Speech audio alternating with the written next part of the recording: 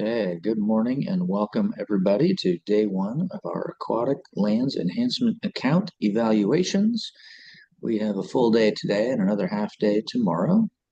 Our advisory committee is on the line with us. Thank you so much to those folks for being here to help us review and now evaluate and score the projects, which will result in a ranked list. So we are starting with City of Renton. It looks like Betsy is here to present. Welcome, Betsy. Thank you for being here. I'm going to launch your PowerPoint, Great. and then I can pass you control if that's your preference, or advance the slides. I'll take control. Okay, cool. Can you see it okay? I can. Great. And let me find you, Betsy. Okay, click on the screen to activate that. Mhm. Make sure it works. Perfect. Good. All right. Well, looks like we're ready to go. You have 20 minutes for your presentation, and then we'll have time for a Q&A at the end. So go right ahead. Perfect. Good morning, everyone. Betsy Sievertson, Capital Projects Manager with Renton Parks. The project before you is for the development and restoration of a portion of Jean Coulon Memorial Beach Park in Renton, specifically a degraded shoreline reach where failing public infrastructure, shoreline erosion, and habitat impairment intersect at one of South King County's most heavily used waterfront parks. Coulon is Renton's regional park at 86 acres and over 1 million visitors annually. It's located within Renton's city center planning area on the south side of Lake Washington. The surrounding shoreline is intensely urbanized. Nearby are the Boeing Renton factory, Renton Airport, and mixed-use development surrounding the landing commercial core. Nearby salmon-supporting aquatic lands include the Cedar River, May Creek, and Jones Creek, all connected to the larger Lake Washington system. The existing site includes a sandy swim beach, an offshore pile-supported water walk, picnic shelters, lawn space, and a large playground. Today, the site faces three challenges: deteriorating shoreline infrastructure, limited ADA accessibility, and degraded nearshore habitat conditions. The project will improve public safety and accessibility, preserve the beach recreation use, integrate shoreline restoration and environmental education, and improve the long-term ecological function of the shoreline reach. This area of Lake Washington has long been used for swimming and nature appreciation, even before the park existed. The bulkhead and walkway were not always present at the site, but you see it here in this 1979 brochure image. And if we think about the swim beach as a catcher's mitt, this western side gets hit by the ball more often, as repeated wave energy has worn away this portion of the shoreline over time. The bulkhead wall, in turn, exacerbates erosion through wave reflectance. So over time, it becomes more exposed and effectively taller as toe erosion increased. The walkway on top of it has in turn developed voids and cracking, especially here, and is increasingly affected by overtopping and now has a greater fall distance, all of which reduce its safety for park users. For juvenile salmon, all of this contributes to a shoreline that is steeper, less shallow, and lacking riparian vegetation, meaning less shade, reduced insect input, and fewer refuge opportunities. The project proposes replacing the failing walkway with an elevated boardwalk and softening the shoreline through bulkhead removal and restoration grading. This will improve accessibility and safety while creating additional freeboard for the walkway and improving shoreline function. Visitors will continue to experience expansive lake views, but when they look towards the shore, they'll also see and learn about the benefits of a restored nearshore environment. A similar approach has been successfully implemented at Percival Landing in Olympia's Bud Inlet, shown here on the right, where a softened shoreline is paired with a walkway in a configuration similar to what we are proposing. The project strongly fits ALEA protection goals because it restores ecological functions and processes within a highly altered urban shoreline reach. Together with nearby restoration sites like Bird Island here and the Shuffleton Flume here, this project helps create a necklace of restored habitat for salmon and other wildlife near the Cedar River mouth, which is here. In an intensely urbanized shoreline system, even relatively small restoration areas become important stepping stones for juvenile salmon migration and refuge habitat. The nearest comparable waterfront parks illustrate the need for this project. Cedar River Trail Park here, although it's close as the crow flies, is nearly an hour away on foot and is constrained by a levee system, airport, and Boeing facilities, limiting both restoration and direct shoreline access, besides rowing center boat access. Kennydale Beach Park, owned by King County, is about 1.5 miles away, or roughly a 30-minute walk. It has a major bulkhead issue affecting water access, including quarry spalls and other ankle-twisting armor in the nearshore, and importantly has absolutely no ADA access into the park due to very steep grade off the adjacent East Rail Trail and Lake Washington Boulevard. This project is prioritized because it can integrate swim access, ADA accessibility, habitat restoration, and regional connectivity together in one picturesque and highly visible public setting. In fact, this is one of the few sites in South Lake Washington where ecological restoration, public swim access, ADA accessibility, and trail connectivity can realistically coexist within the same shoreline reach. Further, the project fits the public access objectives of Renton's Shoreline Master Program for this reach of Lake Washington. It also is prioritized through our Parks, Recreation, and Open Space Plan, particularly around improving the quality of existing facilities and responding to community demand for trails, nature viewing, and waterfront recreation access. More than 7,500 residents live within 1 mile of the site. There are 3 hotels within a 5-minute walk. The park is within walking distance of Boeing and several other major employers, and transit lines serving thousands all have stops 1 block away. This multimodal access is especially important in a growing urban center where many residents rely on walking, transit, and shared housing, and may have limited access to waterfront recreation opportunities and what I call nearby nature elsewhere. Demand for this site is also expected to increase because the park lies within and adjacent to regional growth centers identified through the Puget Sound Regional Council. These are shown in purple here. These centers are intended to absorb significant future population and employment growth in compact, walkable urban areas. Additional future demand may come from improved trail connections currently being studied or implemented, including the Sam Chastain Trail to the west and the future East Rail expansion into Coulon, slated for construction over the next several years. The project fits within the restoration and enhancement objectives of Renton's Shoreline Master Program for this reach of Lake Washington, as well as the Water Resource Inventory Area 8 Chinook Salmon Conservation Plan, as it supports salmon rearing and refuge habitat. It complements salmon habitat restoration efforts at Bird Island and the former Shuffleton Flume or South Lake Washington DNR restoration site. All of these sites have been monitored by researchers, in particular Roger Tabor and his team at the U.S. Fish and Wildlife Service. This project will create shallow, non-armored shoreline habitat with riparian vegetation, gravel substrate, and large woody material adjacent to the swim beach. Habitat characteristics preferred by juvenile ESA-listed Chinook salmon in South Lake Washington.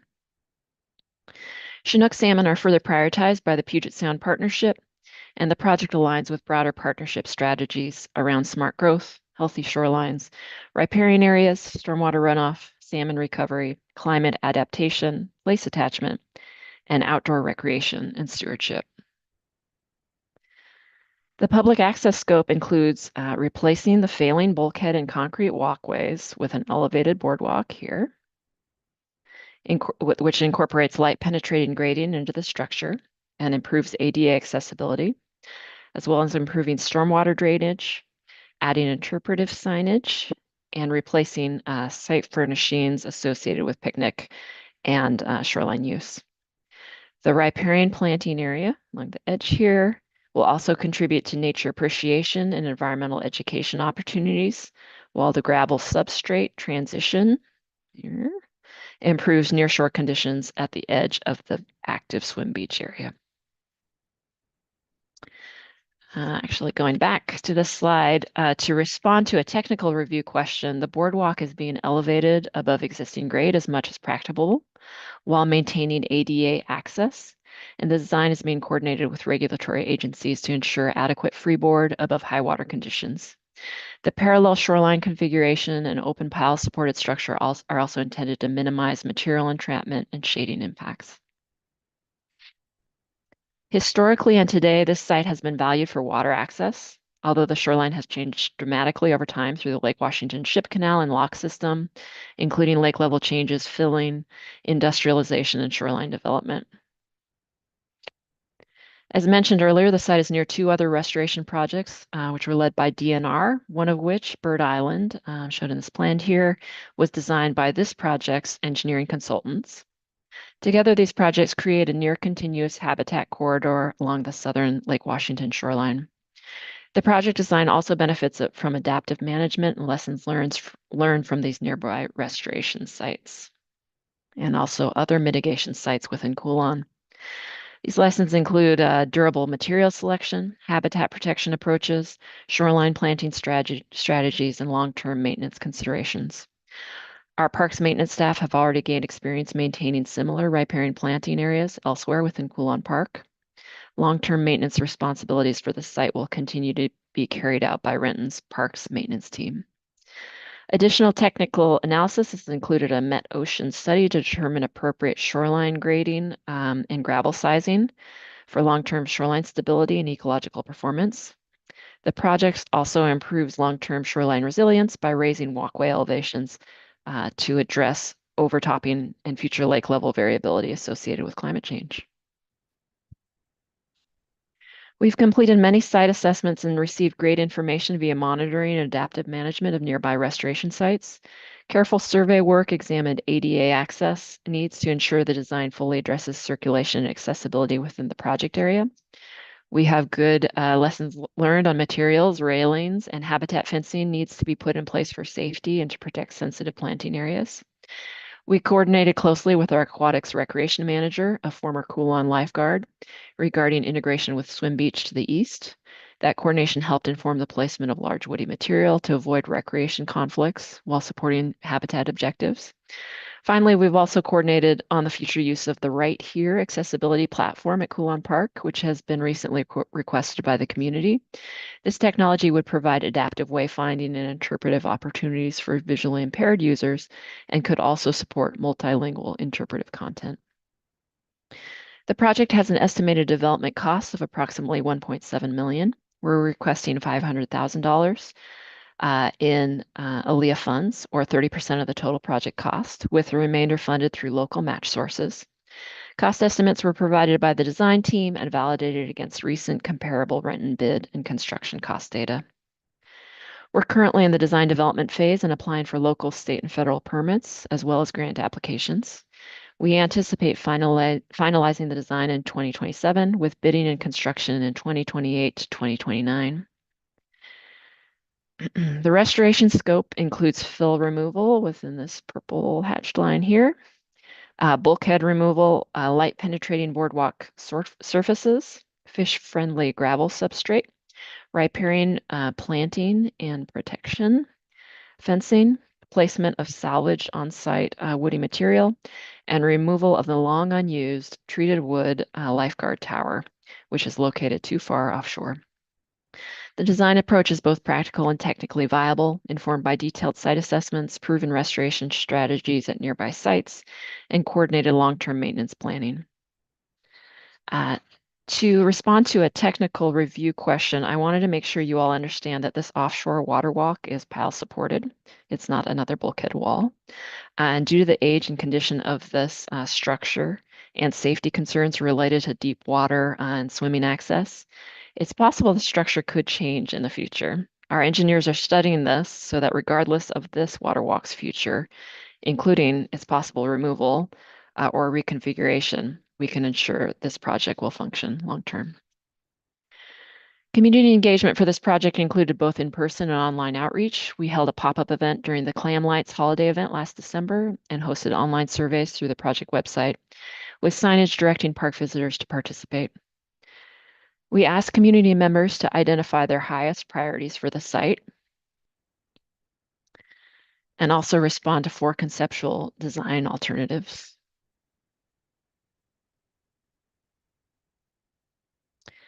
In addition to broader public community outreach, we connected through meetings and one site visit with NOAA's Natural Resource Damage Assessment and Restoration Program, WIRA 8, and King County's Restoration and Permitting Program to discuss the Coolon project as well as broader restoration opportunities.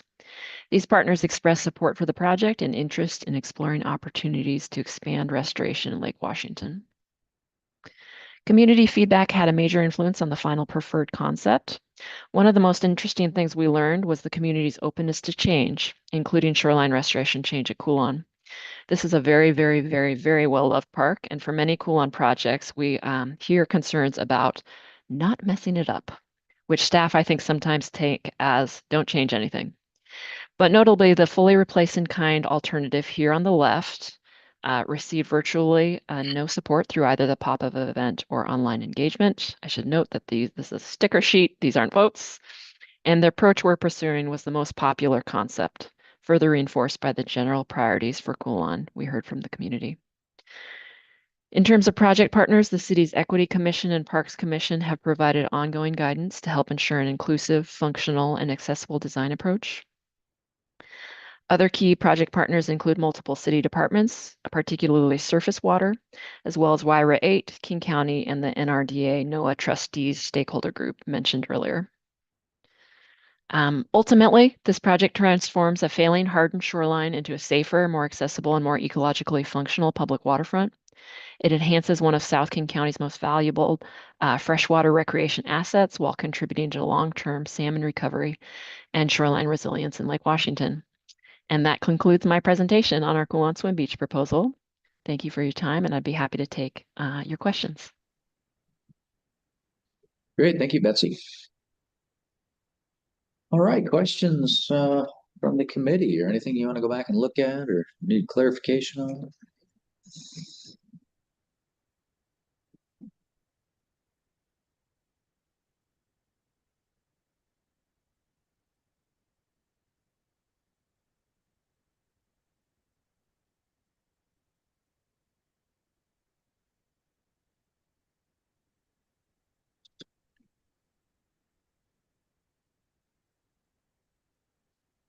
Look at a site plan. I'm just going to go back to, okay.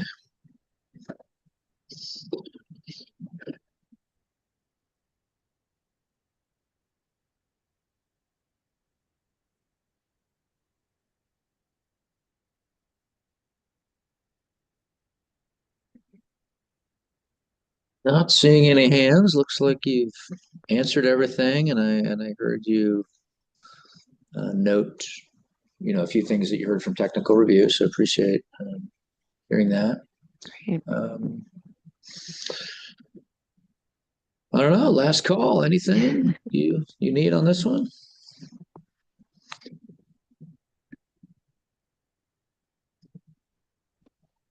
Maybe we're good to go. Thank you. Awesome.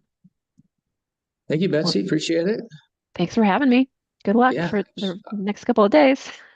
Yeah. Thank you. All Have a good right. one. Bye-bye. Bye.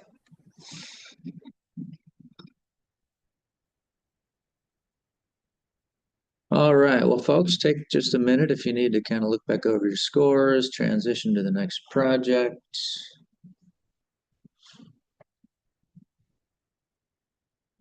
We'll find our next project, Washougal.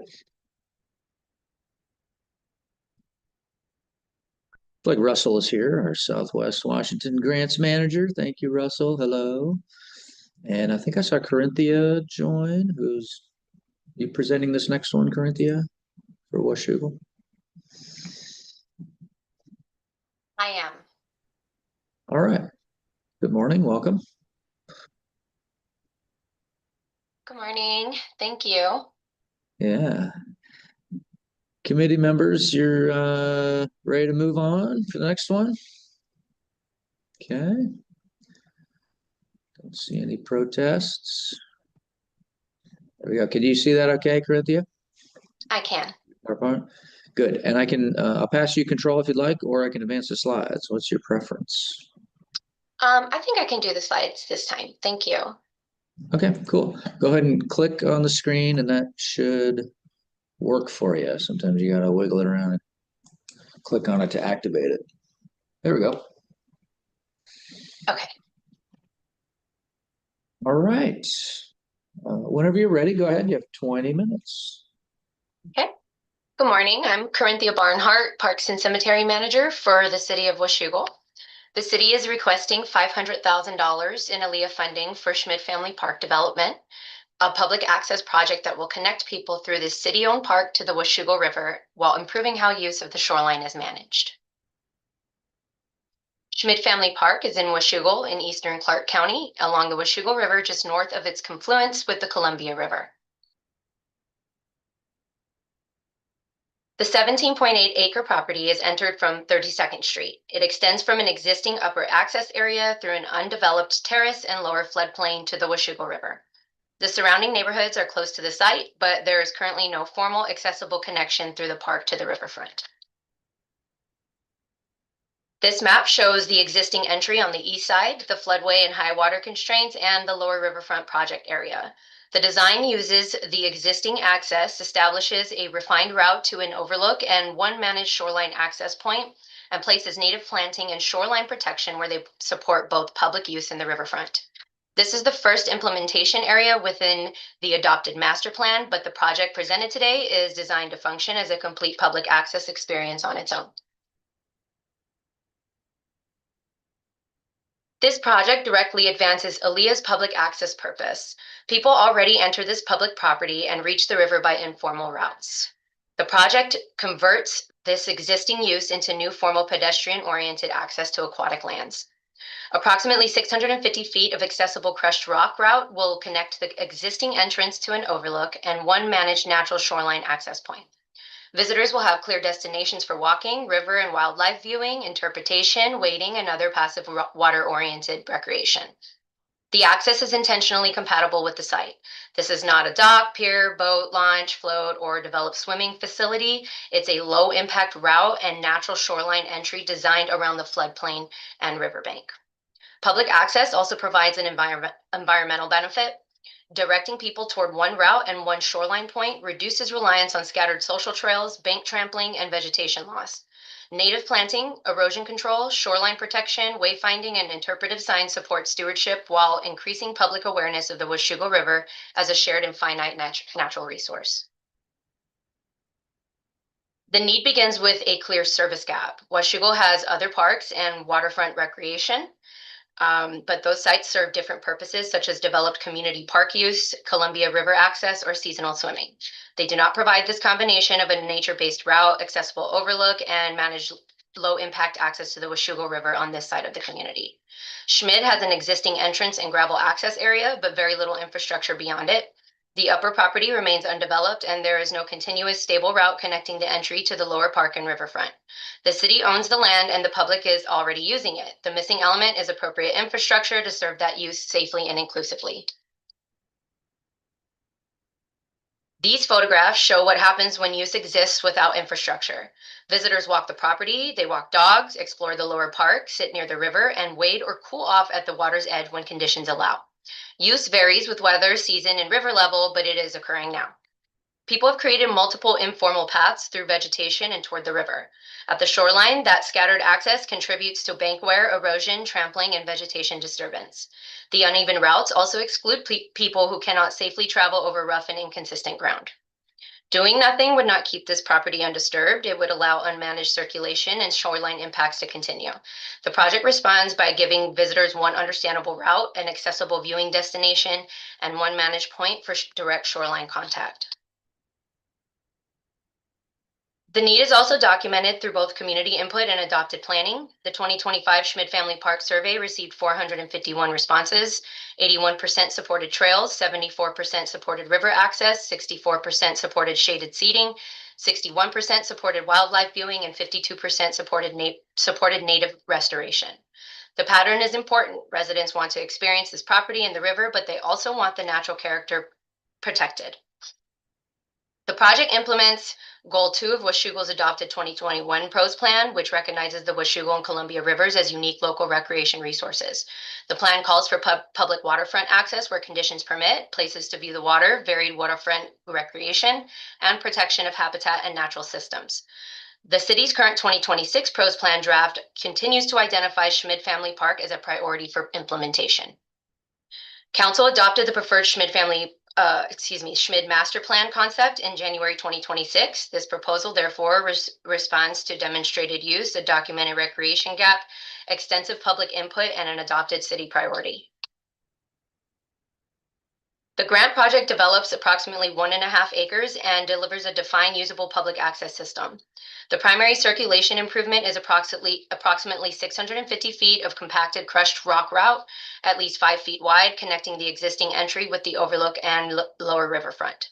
The project also includes one approximate 600 square foot overlook and viewing area with seating, one managed natural shoreline access point, interpretive signs and permanent entrance sign, benches and recycling receptacles, native trees, shrubs, and ground cover, approximately 150 linear feet of targeted shoreline protection and the associated site preparation, cultural resource work, permitting, design, and engineering.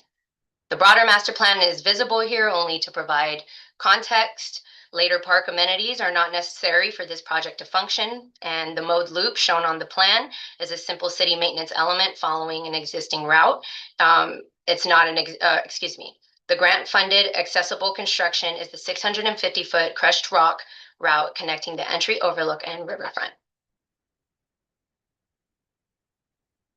Together, those improvements create several connected recreation opportunities. The route supports walking, strolling, and rolling through a natural park setting. The overlook provides an accessible destination for seating, river views, wildlife observation, interpretation, and quiet reflection.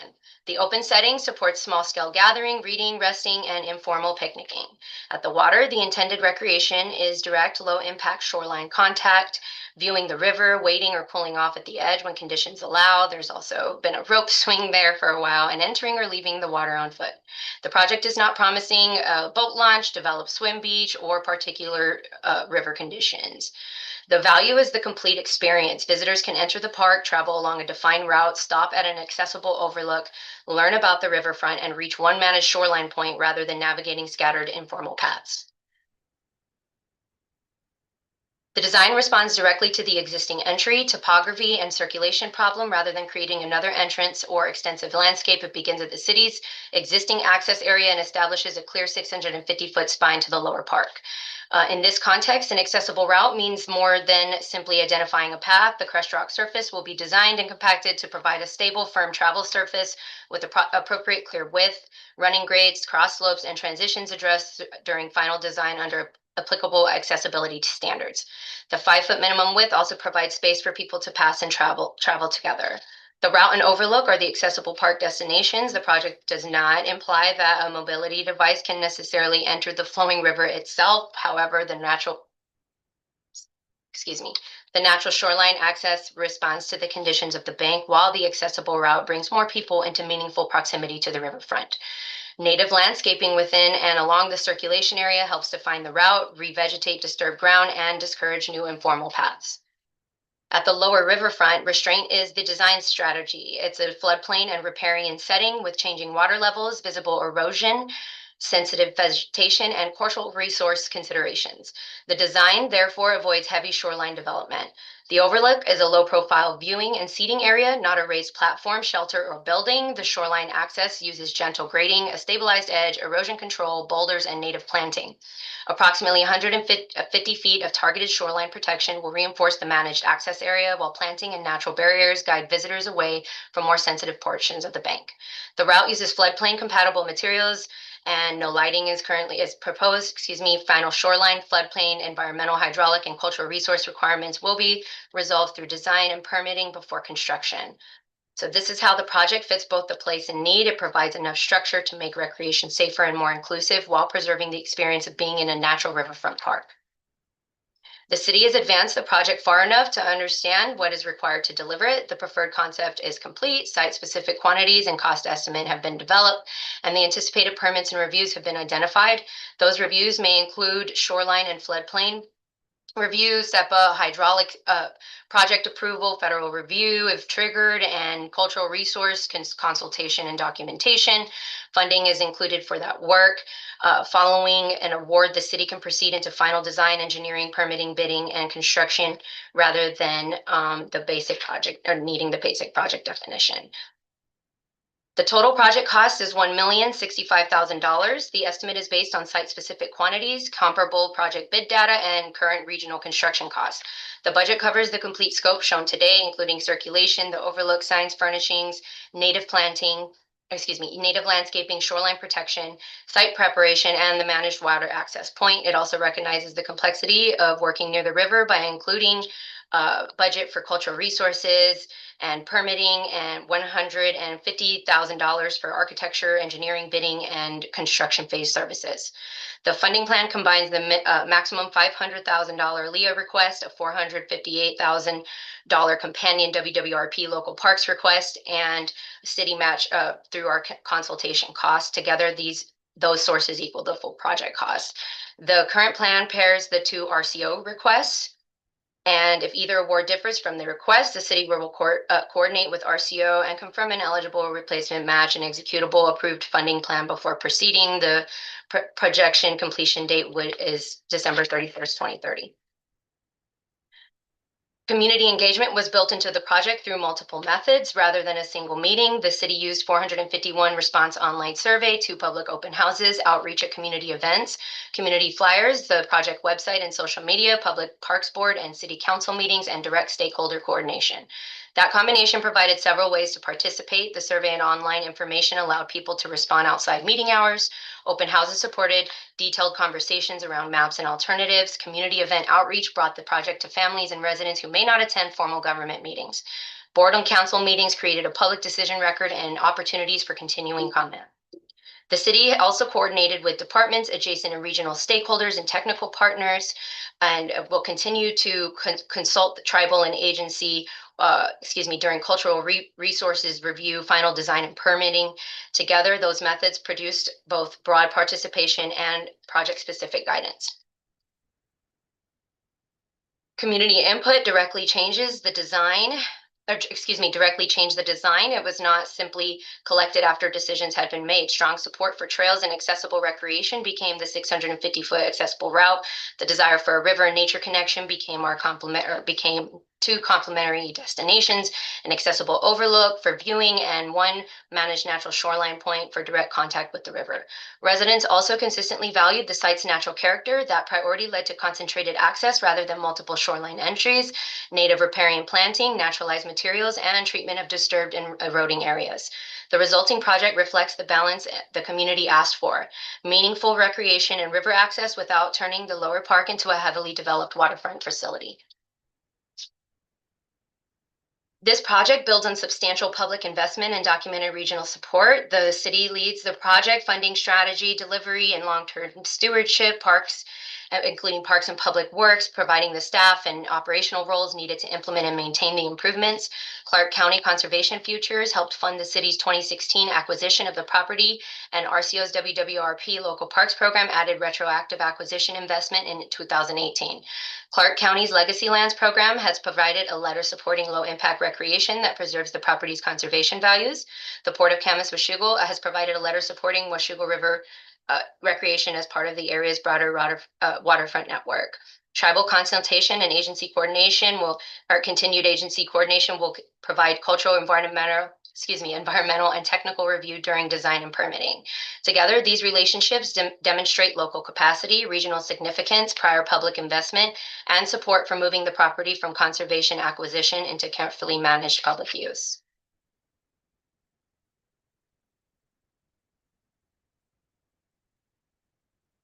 oops, I apologize. I think, oh my goodness, I'm so sorry. I need to continue on my last two slides for 17. Let me Yeah, no get back problem. You to can, that. yeah, there you go. And then view. Uh, I apologize. In How the do I? maximize that. In the bottom of the screen, there's a little start slideshow. The fourth little icon. There we go. Okay. The so closing. Schmidt Family Park development turns public land that people already use into a complete, accessible, and better managed riverfront recreation experience. It provides walking and rolling, river and wildlife viewing, interpretation, passive gathering, and managed shoreline contact while reducing the impacts of scattered informal access.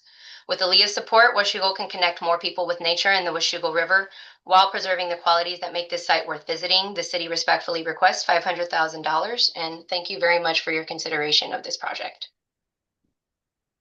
Great. Thank you, Corinthia. Appreciate that. Thank you. All right. Questions from the committee? Elise, go ahead. Thank you for the really great presentation and important project. You mentioned in your community engagement section that the design actually changed after community input, and you've described really well what the current design is. I'm just wondering what was in that original design that you changed based on that input.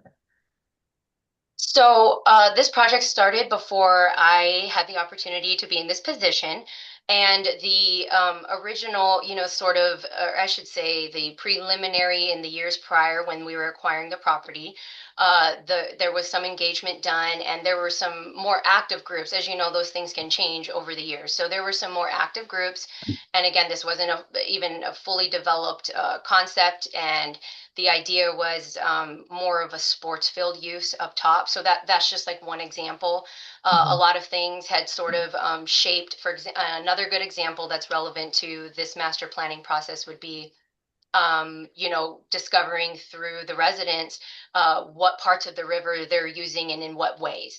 And so when we were exploring the idea of this could be, maybe during certain parts of the year, carry in, kayak launch or that, that non-motorized launch. And they said, hey, this bend, the locals know everything and exactly how the river works and moves. And so, that's just one small example of the significant and rich amount of information we were able to get directly from those who have a direct connection to the river and spent most of their lives here, go there every summer.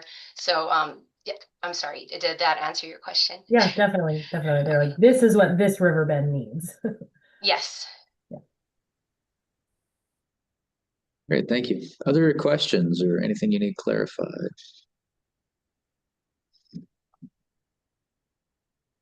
Chris, go ahead. Thank you, Corinthia, for the presentation. I'm unclear. Are there any riparian restoration plans developed yet, or that those are just to be developed still? I just didn't see anything attached.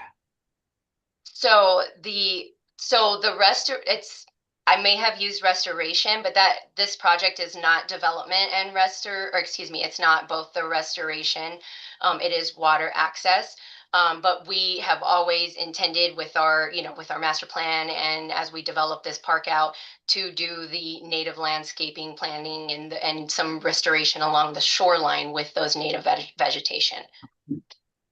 Okay, I gotcha. So it's that area in yellow is not necessarily going to be planted with this project. This project's just the trail.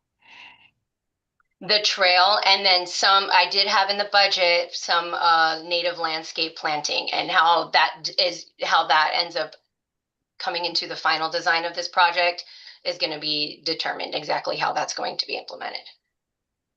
Okay. Did that answer your question, Chris? I'm sorry. Yeah, thank you. Okay.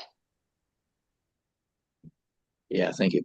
So I think there's some of that work, but it's like on balance, it's really just a public access development project with some some Yes. landscaping, some shoreline work. Yeah, so that's why we figured it's really just a one category project. That's right. Thank you. Other questions from the committee? I believe this also started in water access. Is that correct? Is that? We had, so I have my, yes, Did for we the switch? WWRP, Carl. Yeah, and then we switched to ALEA. Is that right? Carl, it's a match, ALEA and Yeah. local parks now. Oh, Yes. and local parks, right? Yeah. Right. Thank you. But I'm just thinking, like, we didn't see this in technical review because it was This group would have. originally. Oh, they would if it wasn't ALEA. Okay. Okay. All right. Okay, good. Sorry, I didn't mean to probably confuse people with that. Ignore what I just said. um, great. All right. Anything else you want to look at or get clarification on?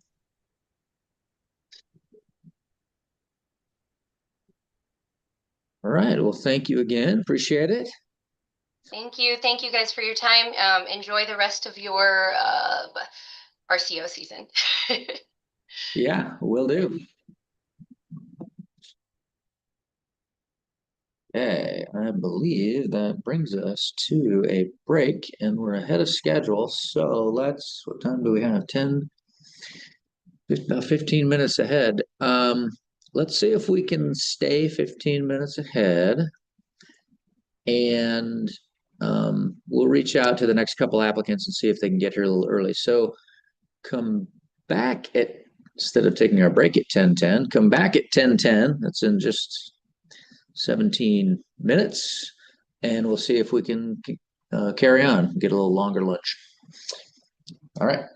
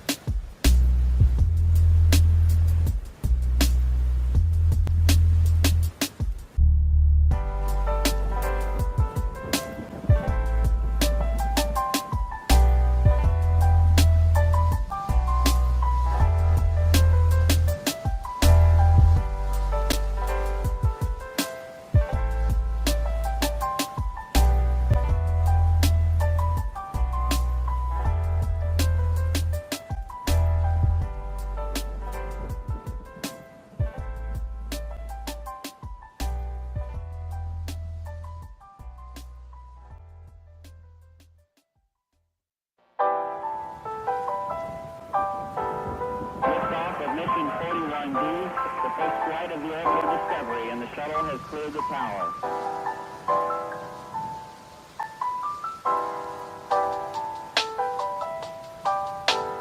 Discovery's 4 computers now have primary control of critical vehicle functions.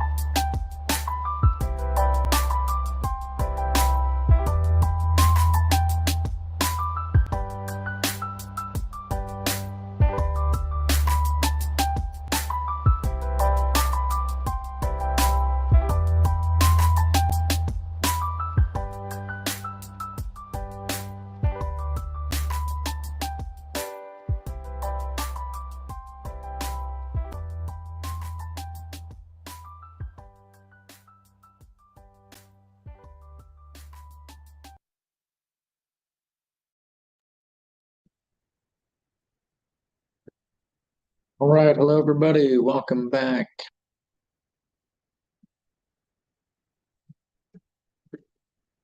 Hey Lisa, you presenting again this time for Yeah. this project? Yeah. All right. Something else needed, but yeah. Can you hear me okay? All right. I can. Can everyone else hear? Yep. Seeing some thumbs up, head nodding. Excellent. Well, I'll pull up your PowerPoint here and I can advance the slides for you or pass you control, whatever your preference is. I can advance it if that's okay. Yep.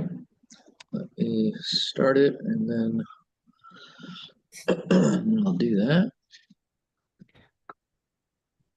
Okay, there we go. And let's find you, Lisa. All right, click on the screen to, might have to click a few times to activate it. There we go. And again, go back to the original. That might be challenging. Oh, there we go. You can use that, or so you often the arrow keys on your keyboard will work too, up and down. That's what I'm working on. No, up and down. Mm-hmm. Or up and down, or left and right. Seems to be delayed. Okay. There you go. That Looks seems like you're to on slide one. So, Yep. all right. Well, whenever Okay. you're ready, you have 20 minutes. Go right ahead. All right. Good morning. This morning we're going to be presenting this project by myself, Lisa Kaufman, with the Sailor Sea Alliance. We're formerly known as the Northwest Straits Foundation, so that's kind of a new change. New name, same mission, nothing else is changing. As well as Jeff Geckel from the Washington State Department of Natural Resources. This project represents the first critical phase of 3 phases. And aims to utilize beneficial reuse sediments to reestablish a 13-acre historically dredged subtidal hole on state-owned aquatic lands back to natural grade. The hole was dredged in the early 1900s to support the development of overwater trestle infrastructures along Clayton Beach in Skagit County. We've got several partners, but the primary partners here are DNR and the Sailor Sea Alliance.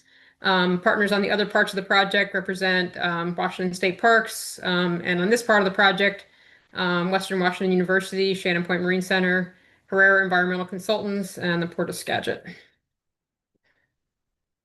And of course, it's not advancing with my arrows.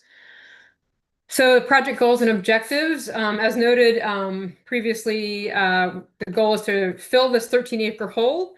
We want to restore the natural subtidal bathymetry, restore and expand eelgrass beds through natural recruitment once the hole is brought back up to grade, enhance climate resiliency, and protect the railroad infrastructure that's adjacent to the upland site as well. In order to move forward with the rest of the project, the other 2 phases of the project, we have to fill the dredge hole first. And the other 2 phases will be a nearshore restoration as well as eelgrass seeding of this subtidal area. But again, as I mentioned, we're just going to focus on this subtidal dredge hole area on the project. Okay, just going to focus on using my mouse to move it. So the project location is located adjacent to Larrabee State Park within the state-owned aquatic lands. So these are subtidal waters. So it's Clayton Beach is located just south of the Whatcom County border in Skagit County along Larrabee State Park. So it's just off of the shoreline along Larrabee State Park. And again, we have kind of this area here. You can kind of see on your, this area in blue represents this dredge hole that again is about 13 acres. And we'll show more details on that as we go along in the presentation. So historically, there was a bench along the shoreline that was blasted into the Chuckanut Formation of the bedrock to create a foundation for the railroad that represented not just the what's now the current BNSF Railroad, but also this historically placed trestle that crossed the intertidal area that represented an electric trolley that bypassed the shoreline there. The blasted debris was sidecast over the historical upper beach and the backshore. And what you see in the water over here is a suction dredge which we recognized when we were actually doing a lot of the historical research on the project and discovered this is how we discovered the dredge hole. This thing was pumping sediment from the bottom of the bedlands up into the foreshore and the near shore of the site. So it created a perched beach on the shoreline. It buried upper intertidal habitat, but in this particular case, it also dredged a 20-foot deep hole, creating a pretty big challenge now for subtidal habitat as well as wave regime changes to the site. Sorry, it's taking me a second to kind of get the slide to change. So current conditions that we're primarily focused on is really what's going on with the eelgrass beds, as well as kind of the changes in bathymetry and the changes in wave regime. So what you're kind of seeing here is that there's eelgrass kind of surrounding the entirety of the area, with the exception of this deep dredged area. DNR has conducted surveys of the eelgrass beds. They've mapped the entirety of the dredge hole to figure out what the bathymetry is and where the depth changes are within this dredge hole. You can see that as you get closer to shore, the eelgrass beds completely thin out as they hit what's in this orange area. This is an entire layer of rock armor that sits in the lower intertidal area. But we're also concerned about is kind of these changes in depth here within this in this dredge hole. The bathymetry also helped us to determine how much sediment would be needed to fill this dredge hole to bring it back up to grade. And what was calculated is that we need about 100,000 cubic yards of sediment. The dredge hole bathymetry goes from about a -10 mean lower low water to about -22 mean lower low water. So again, there's about 20 feet or so of depth changes here. Come on, show me. Oh, shoot. Didn't mean to do that. Oh, God. There we go. Sorry. Challenge here. Come on. Okay, so kind of getting into the meat of the presentation here. How does this project actually fit with the protection goals and filling the dredge hole in particular? As I've mentioned already, the filling of the dredge hole restores the natural bathymetry and the wave climate. Through our studies for the project, we've done some wave modeling of the site. And our primary concerns here is that in order to fix the entire, kind of wave climate of this site, we have to fill this hole in order to cut down on erosion that's happening actually at the toe of the slope. So we expect a response by filling the hole of mediating that wave environment and allowing for the wave energy to kind of mellow out as it's hitting the slope. And following that, we'll be able to remove riprap, derelict trestle infrastructure, and enhancing nearshore restoration, along with all of the other actions we want to do. By restoring that subtidal habitat as well, we'll be able to then plant eelgrass and abate, which will help with abating wave energy, providing essential fish habitat, and supporting state recovery goals. If we leave that hole unfilled and we continue on with our other restoration goals, the rest of the restoration project will basically probably fail because we'll continue to have this erosive environment along the shoreline. Sorry. So I'm just trying to keep up with my slides here. So need for protection, addressing the different priorities.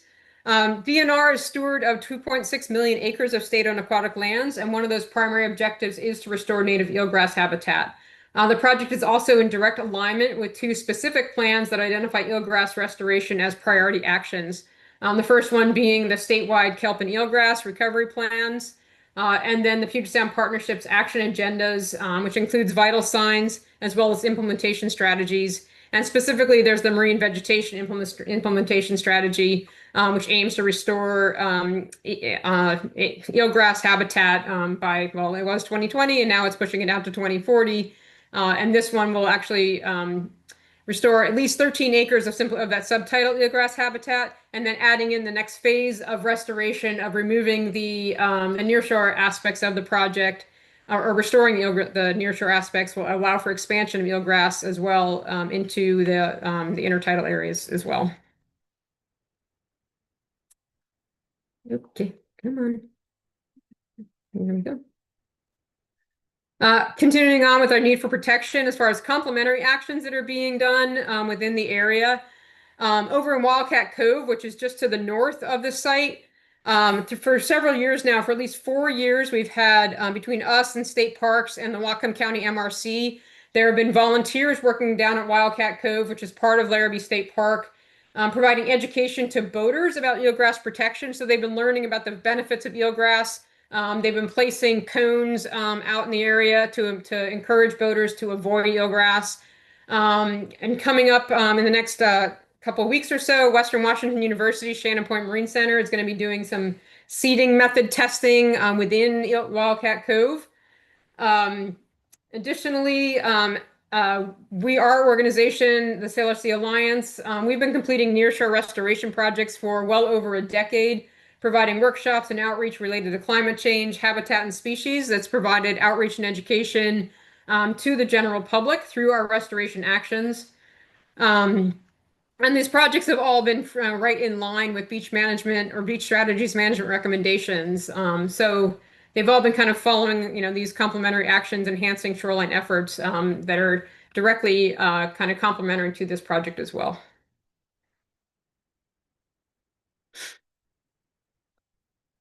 In terms of studies and research, this project has been completing a lot of different studies. But again, studies that are kind of complementary to this project as well. I've already mentioned the kelp and eelgrass meadows, the plans and the conservation plan for eelgrass. Just in our own feasibility studies for the project, we've had many different levels of studies, from an entire feasibility study for all aspects of the project, starting from the nearshore project as well as all through the eelgrass aspects of it. We've done sediment testing, we've done mapping all around the dredge hole. Coming up we've already, actually a couple weeks ago, we completed drone surveys in order to do some comparative studies of different methodologies for mapping eelgrass as well as elevations. The folks at Western Washington University, Shannon Point Marine Center are just about to throw some divers in the water as well in order to put some sensors in the water to determine what kind of light penetration we're getting within the dredge hole. So we're constantly kind of upping the science around this particular area so that we can continue to learn more and more about the site and continue that research around it.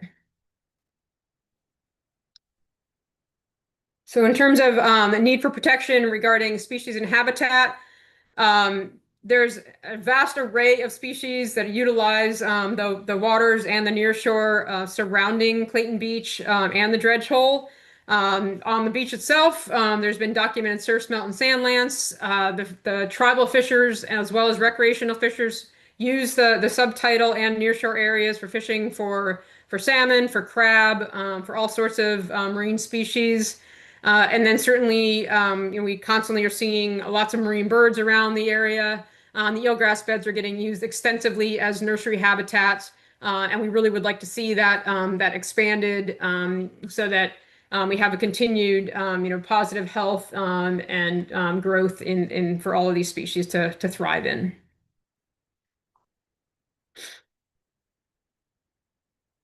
Come on, go. There we go. In terms of the human use and ecological functions of the site, this kind of goes, right along with what I was just saying about all the different species. However, Larrabee State Park itself is one of the most, well-used parks within our state, with over between 600 and 800,000 people, people that use the site all the time. Clayton Beach itself now has more direct public access to the site. So it gets, quite a bit of use from ecological functions. Once those eelgrass beds are allowed to continue to expand subtidally as well as within the nearshore, again, all of these functions are going to be more well connected. We're not going to have this disconnect from the upland habitat to the nearshore to those marine waters, which is going to allow for a much more, I guess, again, kind of well-connected habitat functions. Kind of lost track of my notes here for a second. As far as suitability for protection, the proximity of the dredge hole to the existing eelgrass beds increases the likelihood of natural recruitment after the bathymetry in the dredge hole matches the adjacent area. If there was no eelgrass around it, it would take quite a bit longer for the eelgrass to recruit any kind of natural eelgrass, and the entire project would be dependent just on us seeding and planting. So we're really hoping that we're going to be seeing a lot of that eelgrass really just coming back once the sediment is in place. So in terms of restoration design and viability, the project has been in design for several years. We've gone through several different iterations and thought processes really on how we were going to sequence this project. But again, now we've kind of come down to the decision that filling this dredge hole is really our first and best priority. And in terms of sequencing of the dredge hole filling itself, it is more than likely going to happen in two stages that are going to really happen kind of one right after another. The first fill will be about 3/4 of the way full or so, or 2/3 of the way through, with about 70,000 cubic yards to allow that first fill to kind of settle in. And then the second fill will be about 30,000 cubic yards of a cap in order to allow to make sure that that cap is level without any hummocks or valleys where the eelgrass, if you have those hummocks or you have those valleys, then the eelgrass won't be able to grow in those areas. So we want to make sure that it's smoothed out, that it's in line or it's at grade with the surrounding area, and it's all ready to be seeded and planted with that eelgrass.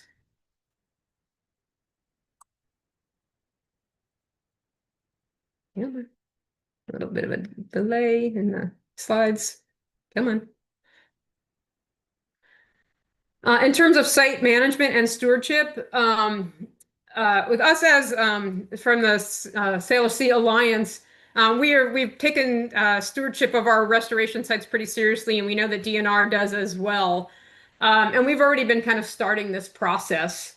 The goal here, is that we're already starting with our monitoring. We've been monitoring the site for a couple years now. So once we make sure that the dredge hole is at the elevation that's needed, we're going to continue to monitor that for a couple years and make sure that that it hasn't sunk, it hasn't settled out too far. Do we need to add more sediment before we actually plant that eelgrass? Currently, we've got our partners at WWU, Shannon Point Marine Center, working on their best methodologies for propagating eelgrass. And they're going to be transplanting eelgrass that's grown there in mesocosms. We're going to be using divers to transplant, monitor, and maintain the sensors. And we're using, as I said, UAS or drones to capture changes in subtidal and intertidal elevations and habitats there. And all of these things put together kind of emphasizes our commitment to stewardship and management. And these are all going to be coupled with stewardship and monitoring that's also going to happen with the other phases of our restoration project as well.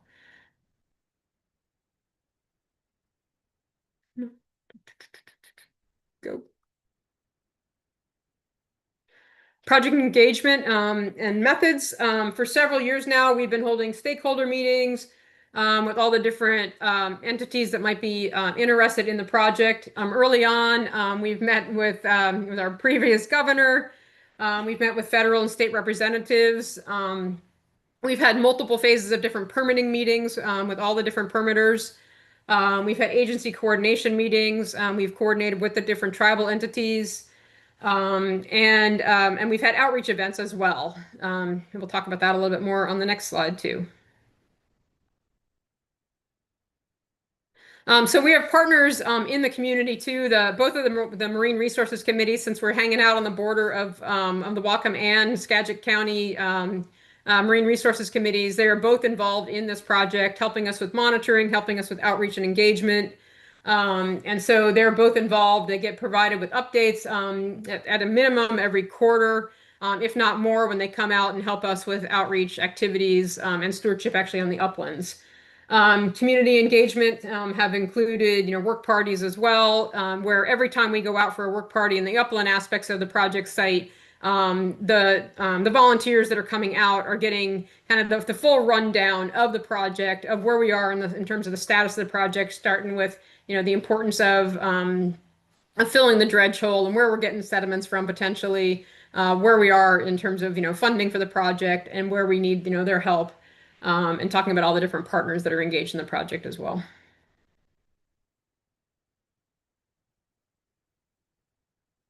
All right. So this is kind of the array of funders from the design and permitting phases of the project, as well as all of our different partners. So to date, we have funding from the ESRP program for design, the HSIL for design as well, for the specifically for the dredge hole phases of the project, U.S. Fish and Wildlife Service, the PMEP, NOAA, as well through the MRCs. National Fish and Wildlife Foundation, Marathon, Burning Foundation, Seeking Health, Puget Sound Energy, and a couple others as well, and then our array of partners.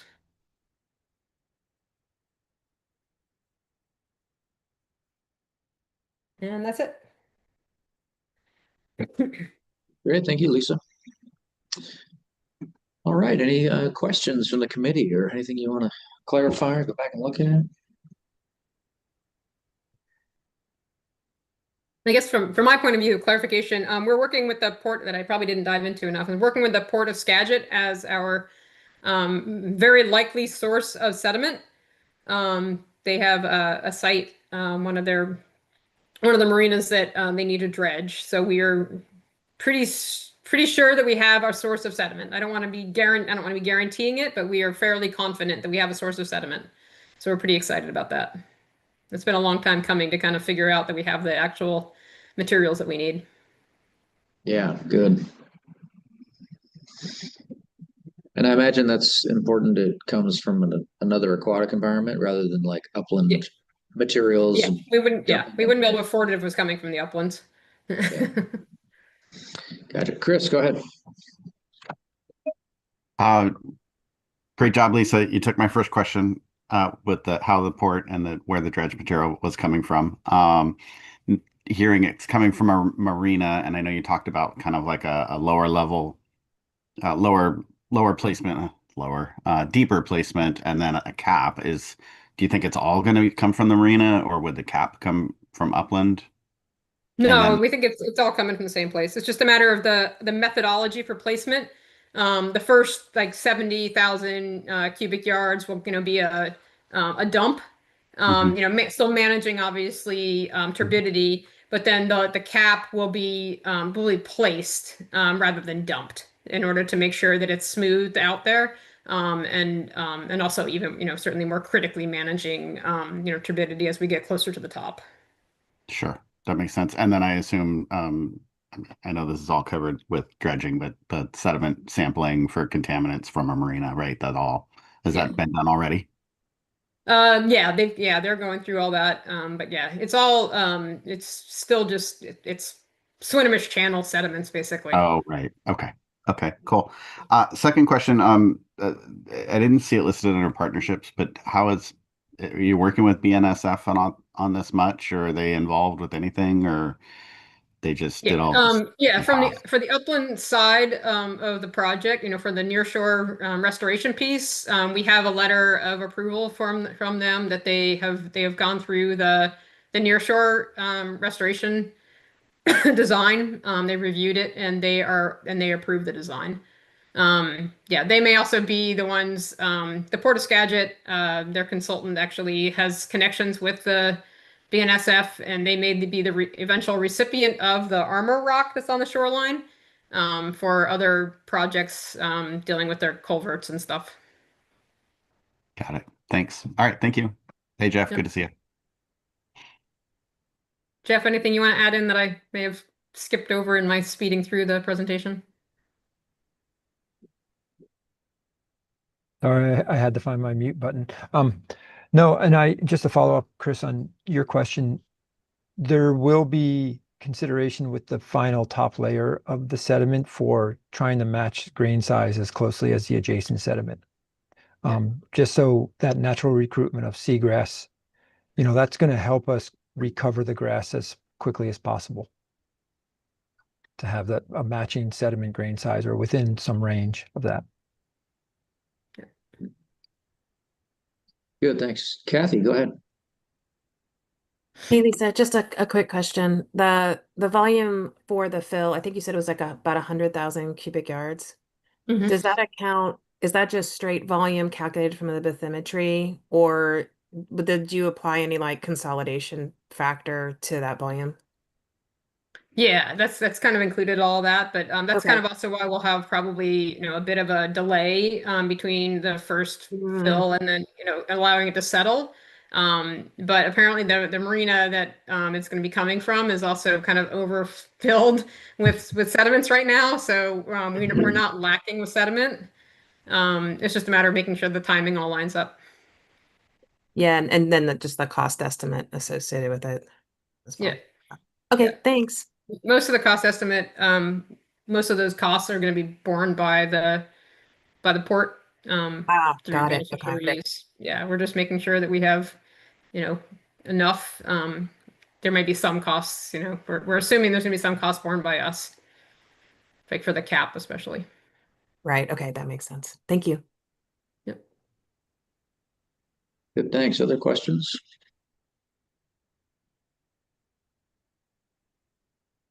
Well, I'm just curious, as a non-engineer, was the cap going to help hold it in place? I just wonder, like, you dump all the loose stuff in, and will the wave action, like, is there going to be some loss as the wave moves it around, or does it stay put pretty well once it's in place? Does that make sense? Yeah, Lisa, I can take this. So, Carl, a great question. There's going to be some settling, as Kathy pointed out. So we will need to let that initial dump settle because when you lower the sediment through the water column, the interstitial space becomes packed with water. And so it gets there's more volume and it appears like, wow, there's a lot more sediment there. But that as the weight of that sediment compresses and the organisms bioturbate it, it will settle down and become less. So we might fill the dredge hole to level with the adjacent sediment, and then a couple of years or a couple of months later, it will be, Yeah, 2 feet interesting. down or so. But then the cap will allow us a medium that is similar to seagrass or the adjacent sediment, and then the goal is to plant on top of that top layer soon to stabilize those sediments. So we will do some initial Gotcha. transplanting. And yes, wave energy will sort sediments around, but the initial planting will help hold that in place. And it may take a couple iterations of planting just to get that going. And we may in the future find that we may have to add some more sediment to get it level again. But once we get plants in there, that water movement will slow down and any sediments will start to precipitate out because of that's the nature of seagrass. It causes a lot of shoaling. A lot of channels are dredged because eelgrass is in them and the water column or the water movement slows and sediments pile up on the bottom and boats can't get by. And so they dredge and suddenly they're dredging eelgrass and sediment. So, Yeah, interesting. Okay, thank you. yep. All right, any final questions on this project from the committee?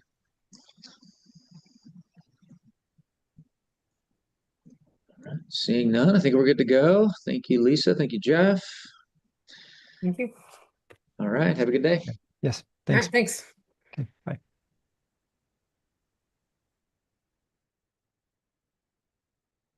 All right, looks like we have one more here before lunch. We're heading to Anacortes, not too far away. Hello, Nicole. You're presenting this one.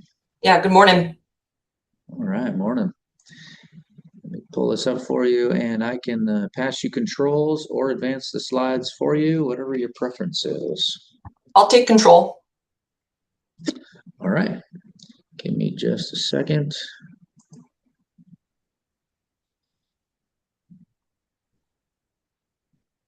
Well, that's not, there it goes. There we go. Can you see that okay? Yes, I can. All right, there you are. Go ahead and click on the screen and make sure that works for you. Got it. Great. All right, well, whenever you're ready, you have 20 minutes. Go right ahead. Okay. Well, good morning. My name is Nicole Johnston, and I'm the Parks Manager for the City of Anacortes Parks and Rec Department. Today, I'll be presenting to you the Ship Harbor Boardwalk Viewpoint and Beach Access Project. The city is looking to use this grant to replace a damaged section of an existing boardwalk and also install a new paved pathway coming from the ferry lanes down to the beach to a viewing platform that will have a ramp providing direct beach access. This project is a collaboration with the Port of Anacortes and the Samish Indian Nation. Anacortes is located on Fidalgo Island. This is in the northwest region of our state. Anacortes is in Skagit County. The project site is called Ship Harbor Interpretive Preserve. The site is adjacent to the San Juan Island ferry terminal that sees 2 million annual riders per year. The Ship Harbor is a significant culture site as well. From time of immemorial, the Samish Indian Nation has used the site for fishing, and over 100 years ago, salmon canneries operated out of Ship Harbor. There's 25 acres of wetland, 5 acres of upland habitat, and 2,000 feet of sandy beach. Local access to Ship Harbor area is by a parking lot in a neighborhood nearby. This slide is showing you where the local community would access the Ship Harbor Trail system. The trail leading to Ship Harbor Boardwalk has beach access points, educational signs, and various viewing platforms. I think it's also worth to note that the Ship Harbor Trailhead is directly across from another popular trail in town called the Guaymas Channel Trail. This provides an additional mile of paved recreation opportunities for the community. This slide is showing you the existing site conditions of that damaged boardwalk. The boardwalk was damaged by a significant king tide in 2022. Depending on the tide, when visitors get to this point of the boardwalk, they have to turn around. We are looking to use this grant to replace this section of the boardwalk. This slide is showing you the existing social trails that come from the San Juan Ferry Terminal that lead down to the beach. I've highlighted in red those social trails. These trails are not ADA and are damaging the vegetation and the native plant growth. Many ferry visitors park their vehicles and walk down the path to the beach to kill time to check out the wetlands. These social trails vary in size, and there is no official way to get down to the shoreline. Right now, the visitors have to either step over that tree root that you see in the photo or step down a steep berm to get to the beach. We would use this grant to build a new paved ADA pathway to a viewing platform that will have a ramp providing direct access to the beach. The project goals are the following: to rebuild a 100-foot section of the boardwalk so that's elevated to account for sea level rise and cultural resources, build a new ADA pathway from the ferry lanes to the beach, build a new viewing platform, install educational signs at the viewpoint. And although Ship Harbor Trail System already has 3 access points to the beach by way of stairs, we will build a ramp from that new viewing platform to the beach. By doing this, we'll not only protect the wetland area, but improve access to the shoreline. Question 1 is, how well does this project improve public access to aquatic lands? This project will provide new opportunities to access the water by developing a new ADA pathway to a viewing platform that will give direct access to the shoreline. And then rebuilding the damaged boardwalk section will allow public to access both sides of the Ship Harbor Wetland Preserve area.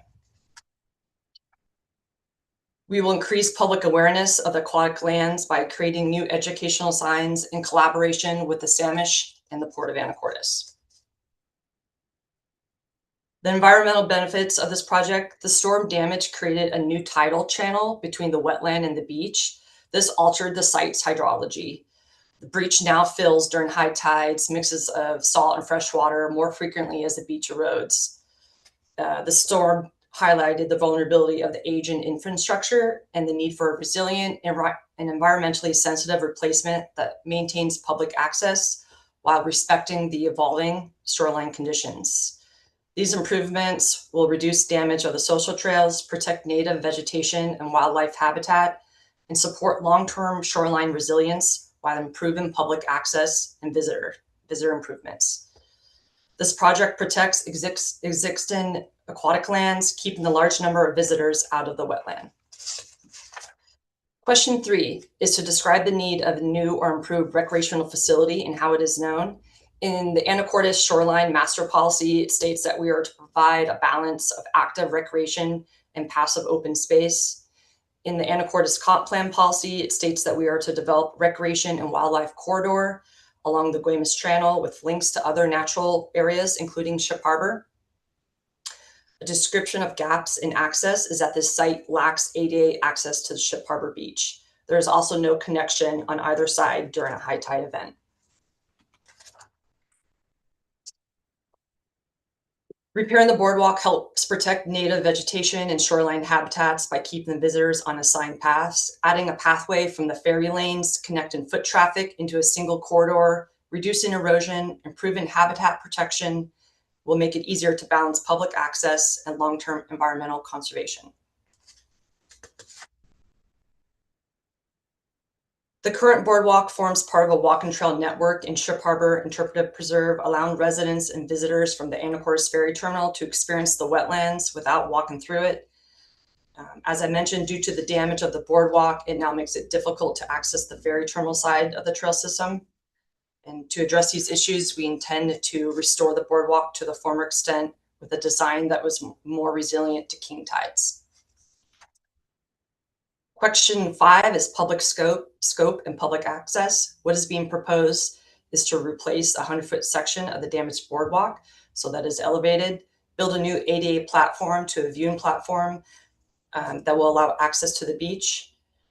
The recreation opportunities that this project will provide is many passive recreation, walking, wildlife viewing, birding, beachcombing, kayak, stand-up paddleboarding, and direct access to the beach. Making these improvements to the area will also enhance the outdoor recreation opportunities to Ship Harbor. The site is unique in that it provides a one-of-a-kind of experience down at Ship Harbor, as this is the one of a few sandy beaches in Anacortes that's open to the public and near unique wetland habitat. Question 8 is to describe how the design aligns with the needs, location, and project scope. The geotechnical report provided site recommendations to use diamond pier footings. These piers are small enough to carry into the site and install with hand tools and can also support the typical loads of a boardwalk. 2 walk-in surfaces are being considered for the boardwalk, a combination of pressure-treated wood and fiber reinforced plastic. A mix of the 2 options will be used. Accessibility is important. The new paved pathway to the viewing platform with a ramp to the beach is going to provide even more public access opportunities. Mitigation of public use impacts, protecting the emerging wetland along the Ship Harbor shoreline, and protecting significant cultural resources. This is a 15% engineer and design that aligns well with the project's goals of keeping visitors out of the wetland by rebuilding the damaged section of the boardwalk and building a new paved pathway from the ferry lanes to the shoreline. To limit the risk of the new section of the boardwalk from future king tides, the new section will be raised above grade. This will set the boardwalk walkway to 4 to 6 feet above the surrounding grade. Shoreline access from the ferry terminal lanes is to provide a pathway between the ferry lanes and the shorelines. This will also provide views of the wetland. The pathway with this budget is set to be asphalt. The viewing platform will look similar to the already existing platforms that we have on site, and a ramp from the new platform will provide direct beach access. Question 9 is to provide an overview of the project budget and how the cost estimate was determined. To develop the estimate, the city hired Gray and Osborne engineers to develop the 15% engineering plans and budget for this phase of the project. To get construction ready, the city will meet with the planning department, start the permitting process, which will include the building permit, an HPA, a SEPA, and a shoreline substantial development permit. To get ready for bid, we will hire Gray and Osborne to develop the engineering plans that are 100% complete. Question 11 is to address the project engagement methods. The community has had several opportunities to weigh in on this project. The public has called me, I'm the parks manager, to voice their concerns. about making sure that we replace the boardwalk and keep the humans out of the wetlands. Anacortes has a population of 40% senior citizens, and I bring that up because Ship Harbor Boardwalk is a trail system that is flat with little to no elevation gain. The Parks Department has also hosted a special project theme night at a monthly park board meeting where various park managers, such as myself, presented. At the conclusion of the meeting, I was immediately cornered by a group of very nice ladies who wanted to make sure that I was going to repair the boardwalk, and also were supportive of the new paved pathway. At city council meetings, the public has shown up once this went public that the city of Anacortes is going out for these grants. The city has showed up to city council meetings, and during the public comment portion have shown nothing but support of this project. The Port of Anacortes involvement helps ensure that the project remains functional, maintained, and compatible with broader shoreline and resilient and economic goals. And then the Samish Indian Nation involvement helps incorporate indigenous knowledge and long-term ecological perspectives into the project planning that is extremely important to our community. Question 12 is, how has the community input influenced your project design? I think having a strong understanding of what's important to our community has played a huge part in this project design. I've worked for the Anacortes Parks Department for 25 years, and I know that parks make life better. This is why people want to live or visit areas where there's a great parks and trail system. And the Ship Harbor Boardwalk is used by the local community daily. We knew that we did not want to go any further inland into the wetland, and we cannot move the boardwalk any closer to the shoreline. So we knew when it came to design that we wanted to follow the same footprint, essentially, of the existing boardwalk. And when it came designed to the paved pathway from the ferry lane, you can see the millions of visitors who park the vehicles and scramble down to the beach as they wait for the ferry. And the city feels like it's time to improve how the ferry traffic get access to the beach so it can be accessible for all, and at the same time protect the native plants and the shoreline. Question 13 is wanting me to describe any community partnerships, which we have a few. The Port of Anacortes recognizes the importance of preserving and enhancing public access to shoreline and believes that this project will significantly augment the recreation, environmental, and community value of the Ship Harbor area. The Ship Harbor is an area of deep cultural and historical importance to the Samish, and this proposed replacement of the existing boardwalk with a new thoughtfully designed structure will help reduce ground disturbance, limit erosion, and protect the sensitive cultural and archaeological resources that could otherwise be impacted by continuous deterioration. The city is also grateful to have the support and to be working with both the Port of Anacortes and the Samish Indian Nation on this project. Having aligned support is important and a significant advantage as we work through this project. The Anacortes Parks Foundation is also set to help with the match in the amount of $100,000 towards this project. To wrap up this presentation, I wanted to thank you for the opportunity to present the Ship Harbor Boardwalk, Viewpoint, and Beach Access Project. The city of Anacortes will continue to do all the maintenance on the Ship Harbor Boardwalk with collaboration with the Port of Anacortes and the Samish Indian Nation. Our joint efforts will help keep the project site protected and maintained for our community and the many visitors. And I'd be happy to answer any questions you may have about this project. And again, thank you for your time for presenting. Great. Thank you, Nicole. Appreciate that. All right, committee, any questions on this project or anything you need clarified?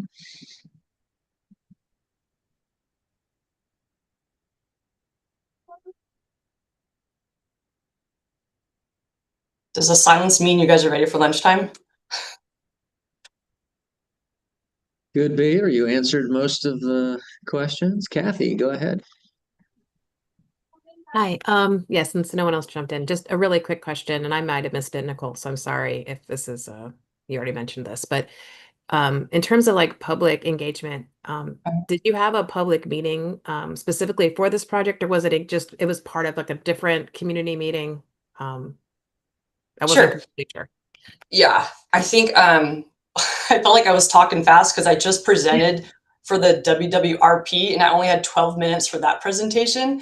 And I literally just got off that like 30 minutes prior to this. So I think I could have slowed my roll. But to answer your question, yes, we did have a park board meeting where all of us project managers had different presentation boards up where the community was able to go around literally with sticky notes and leave a public comment on the board, like very old school.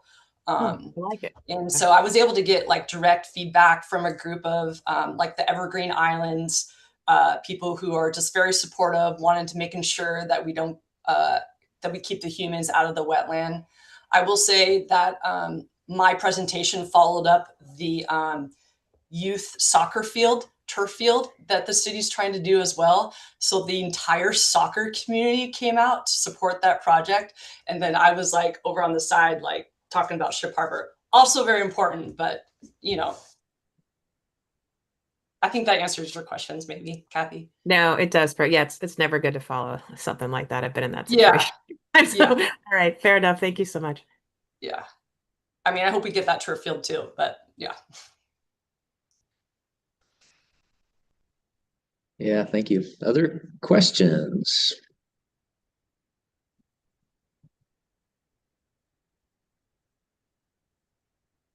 Brittany. Hi, thanks for the presentation, Nicole. I'm just curious about design, like while you're reworking the design of the boardwalk, have you had any conversations or thoughts about like sediment movement in there? Does the design accommodate for like optimal sedimentation flow? Just You curious. know, yeah. So, I mean, unfortunately, the city only has these 15% plans that we've been able to work with Gray and Osborne on that. So, I mean, we will just have to rework all of that to make sure that we are following every guideline and rule when it comes time to design and putting these diamond piers into the location of the boardwalk. So I guess to answer your question officially, no, I don't have any sediment plans today during this presentation to share. Okay, thank you. Chris, go ahead. Thanks, Nicole. I had a similar question to Brittany, but also maybe I thought in the first tech review we had talked a little bit about like repairing some of the pathways that like I think you had a picture that showed like multiple pathways coming from Ferry Landing down and yeah, kind of in that area. Was that still part of the plan, or is that like an if there's funding or? Yeah, so when we get the funding for this, we will have a like main corridor of paved trail, and I will have to do our best to like decommission some of those social trails to make sure that we're providing one access point from the ferry lanes, down to the beach. Yeah, where your mouse is going over right now is like a future phase, or excuse me, phase 2 of the project, which would provide like a staircase down. This phase of the project, we're going more for the ramp that you see kind of exactly right there over the mouse, making its way down to the beach. Okay. All right. Thanks. Yeah, that's good. So you'll have accessibility. Yeah, we And wanted then to focus on that first. Right. Nice. And then futures. Yeah. And then try to get folks ultimately just to use the two major. Yeah. Yeah. And like you said, abandon the social trails. Yeah. And another phase, I mean, I don't know how much I should talk about a future phase, because that will be another grant cycle, is to connect the new section that we're going to replace, that 100-foot section. It goes just a little bit beyond to some steps down to the beach. We would like to eventually connect that boardwalk all the way up to the ferry lanes, but that will be another phase of that project, because the boardwalk feel is still super cool, and would be a great way to, safely get across up to the ferry lane, crossing the wetland. Good, thanks.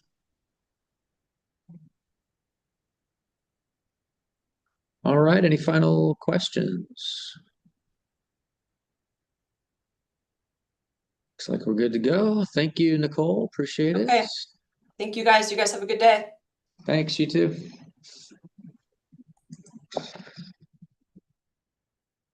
All right. Lunch break, a little early, so we got a long lunch.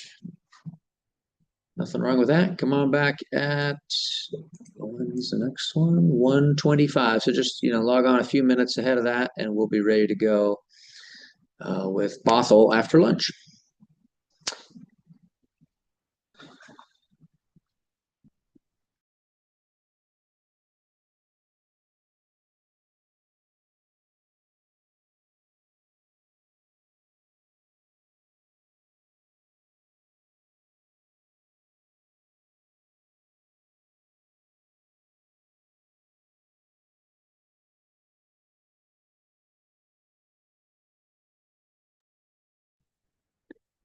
Anna, are you still here?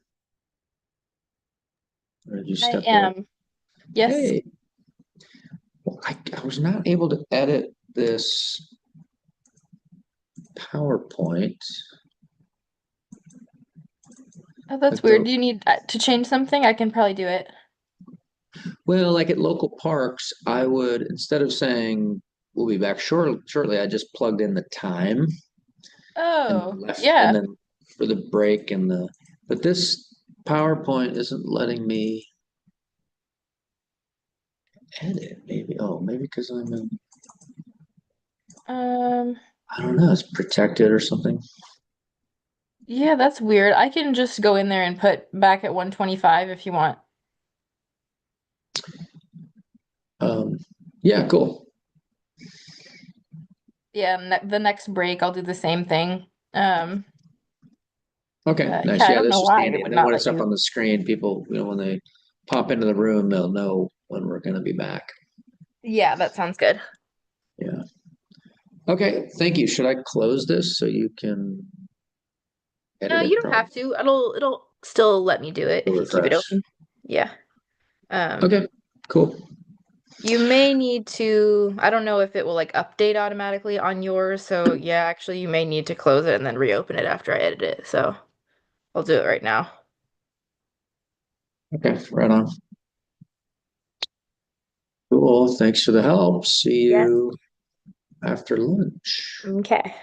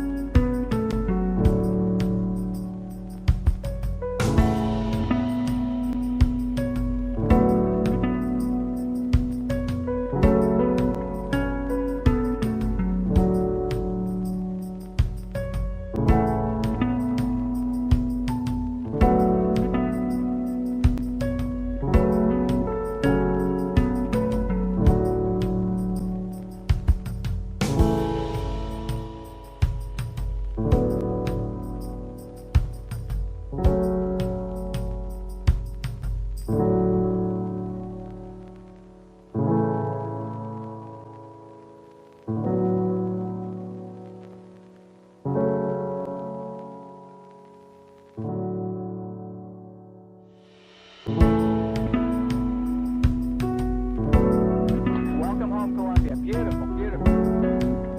Discovery's 4 computers now have primary control of critical vehicle functions.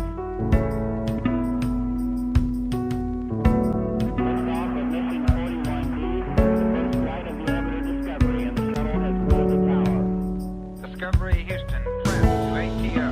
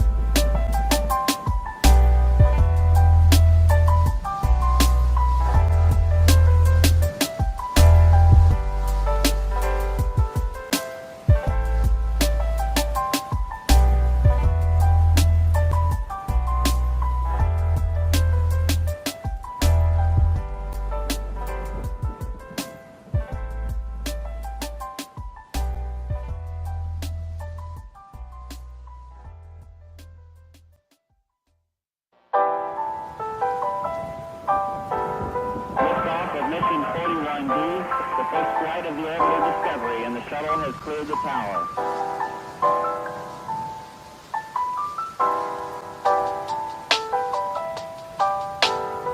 Every core computers now have primary control of critical vehicle functions.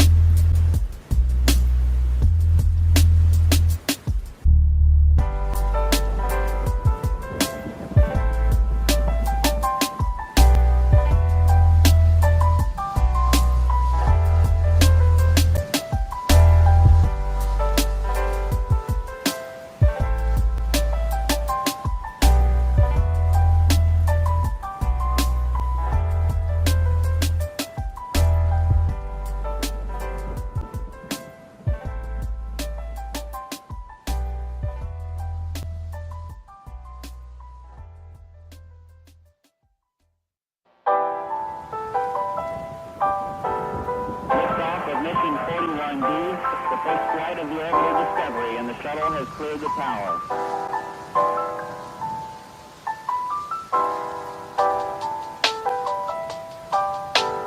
Discovery's 4 computers now have primary control of critical vehicle functions.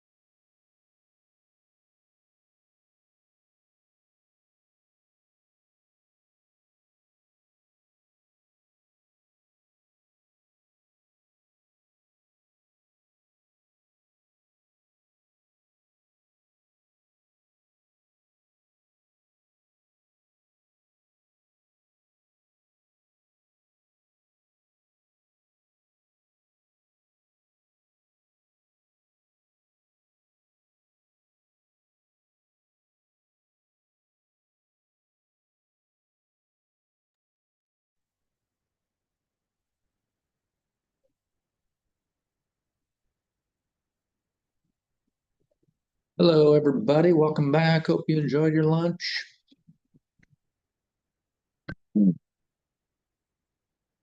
Like Kai is here from Bothell, as well as Aaron. I'm not sure. Kai, are you presenting this one? Yes, I will be. Okay, great. We'll pull this up for you.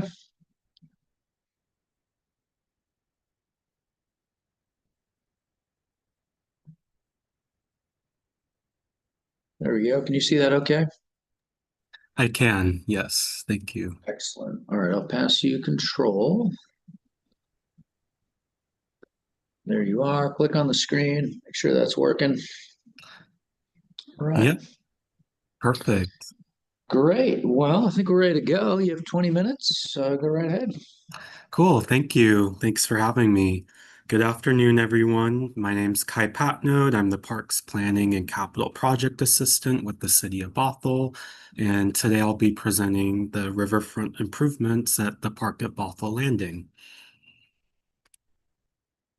The Park at Bothell Landing is located in Bothell, Washington, a growing suburban city about 20 miles northeast of downtown Seattle. Bothell is located within King and Snohomish counties, and the Park at Bothell Landings within the King County portion of the city, directly adjacent to the Sammamish River. The Sammamish River is an important regional water corridor for recreation, ecology, and low-impact water transportation connecting Lake Sammamish to Lake Washington. The proposed riverfront improvement project area scoped for the ALEA grant is approximately 1.3 acres. It's within the larger Park at Bothell Landing improvement project, which encompasses about 6.75 acres.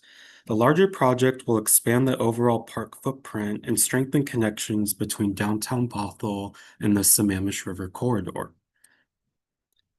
The project site is located within downtown Bothell, which has experienced increased housing density in recent years, and it's nearby the UW-Bothell and Cascadia College campuses, Bothell High School, regional transit corridors, and both the Sammamish River and Burke-Gilman Trail systems. These surrounding connections and population centers create a strong need for improved public access and interaction with the Sammamish River at this park. Currently, interaction with the river at this park is limited. Much of the riverfront edge is separated from the park by an existing roadway and fragmented vegetation, and while there is an existing handheld launch, it has limited functionality and accessibility in its current condition. The proposed project transforms the riverfront into a more pedestrian-oriented and environmentally sensitive public space by removing vehicular presence along the shoreline and improving opportunities for accessible low-impact interaction with the river through its proposed features. A major component of this project is the restoration and enhancement of riparian zones along the Sammamish River shoreline. The project proposes the removal of invasive vegetation and the establishment of native riparian plant communities. Much of the shoreline edge will remain buffered from direct pedestrian disturbance while concentrating direct river access to one low-impact location at the hand launch. This balances improved public access with long-term ecological protection and restoration goals. Specific riparian restoration planting plans will be highlighted in Criteria 10 later in the presentation. The larger Park at Bothell Landing improvement project has been identified in multiple city planning efforts, including the City Council's 2040 vision, the city's downtown sub-area plan, the 2020 PROS plan, and the updated 2026 PROS plan. These planning efforts consistently highlight the need for improved river interaction at this park based on community feedback and as the city continues to grow. The park contains the only public launch access point within the city of Bothell, and it's one of only two community-scale parks located along the Sammamish River within the city. Its location adjacent to housing, regional trails, and transit corridors reinforces its importance as a regional destination. The park is already seen as Bothal's crown jewel city park, and improvement of its riverfront will only solidify that title. The project aligns with the shoreline element of the city's adopted comprehensive plan, which calls for the park at Bothell Landing to serve as a waterfront park connecting downtown Bothell with the Sammamish River through shoreline public access opportunities. The project's also consistent with broader Puget Sound Partnership goals related to shoreline restoration, watershed health, habitat enhancement, and public stewardship of aquatic lands. Existing natural features within the project area include the Sammamish River, existing trees, grassy open space, and fragmented vegetation along the shoreline edge. Existing built features include the existing handheld launch, asphalt pathways, a roadway, and picnic areas. Adjacent to the project area is an existing amphitheater and a pedestrian bridge connecting to the Sammamish River Trail. The proposed project includes the renovated hand launch, interpretive riverwalk pathways, 3 river overlook viewpoints, interpretive and wayfinding signage, picnic gathering areas, and riparian restoration improvements. Together, these elements provide multiple opportunities for informal recreation, environmental education, and low-impact interaction opportunities with the Sammamish River. Here's a closer look at the improved handheld launch plan. This improvement creates a safer and more seamless entry into the river for non-motorized watercraft such as kayaks and paddleboards. This section cut shows how the design removes the existing vertical drop and replaces it with a gradual river cobble transition into the water, along with a handrail for mobility improvements. Natural shoreline elements, including logs and boulders, will also be implemented around the launch. And here's a closer look at 3 proposed overlooks, which are designed to provide opportunities for viewing and interacting with the Sammamish River without direct shoreline disturbance. These overlooks incorporate naturalistic materials, interpretive opportunities, and accessible pedestrian connections along the riverfront. The Sammamish River corridor has experienced significant historical modification, including rechannelization efforts in the 1960s completed by the U.S. Army Corps in association with flood control efforts. Additionally, the State Route 522 realignment project in the early 2010s shifted the highway further away from the riverfront and created opportunities for the expansion of public parkland. The park at Bothell Landing is one of many developed parks along the Sammamish River, not just in Bothell, but across the region. The site is relatively flat with more significant slopes along the river's edge. The site also experiences relatively controlled river conditions and minimal flooding due to water level management of nearby Lake Washington by the U.S. Army Corps through the Ballard Locks. The project design responds directly to the site's regional connectivity and riverfront context through pedestrian-oriented circulation, low-impact shoreline access, and proximity to existing trail and transit system. The design emphasizes accessibility, environmental sensitivity, and compatibility with the Sammamish River corridor. For example, an accessible parking lot is incorporated within the larger project to support universal access to the riverfront. Accessible pathways and multiple entry points are integrated throughout the site to improve circulation and usability for visitors of all abilities. The overlook structures are designed to provide accessible opportunities for viewing and interacting with the Sammamish River. Picnic and informal gathering areas throughout the site are designed to support more accessible opportunities in proximity to the riverfront. Interpretive and wayfinding signage throughout the project area will support education, navigation, and stewardship of the Sammamish River corridor. And the improved hand launch incorporates improved design elements, including a gradual river entry and a handrail for mobility support. The riverfront improvement portion that's scoped for the ALEA grant is estimated at $1.748 million.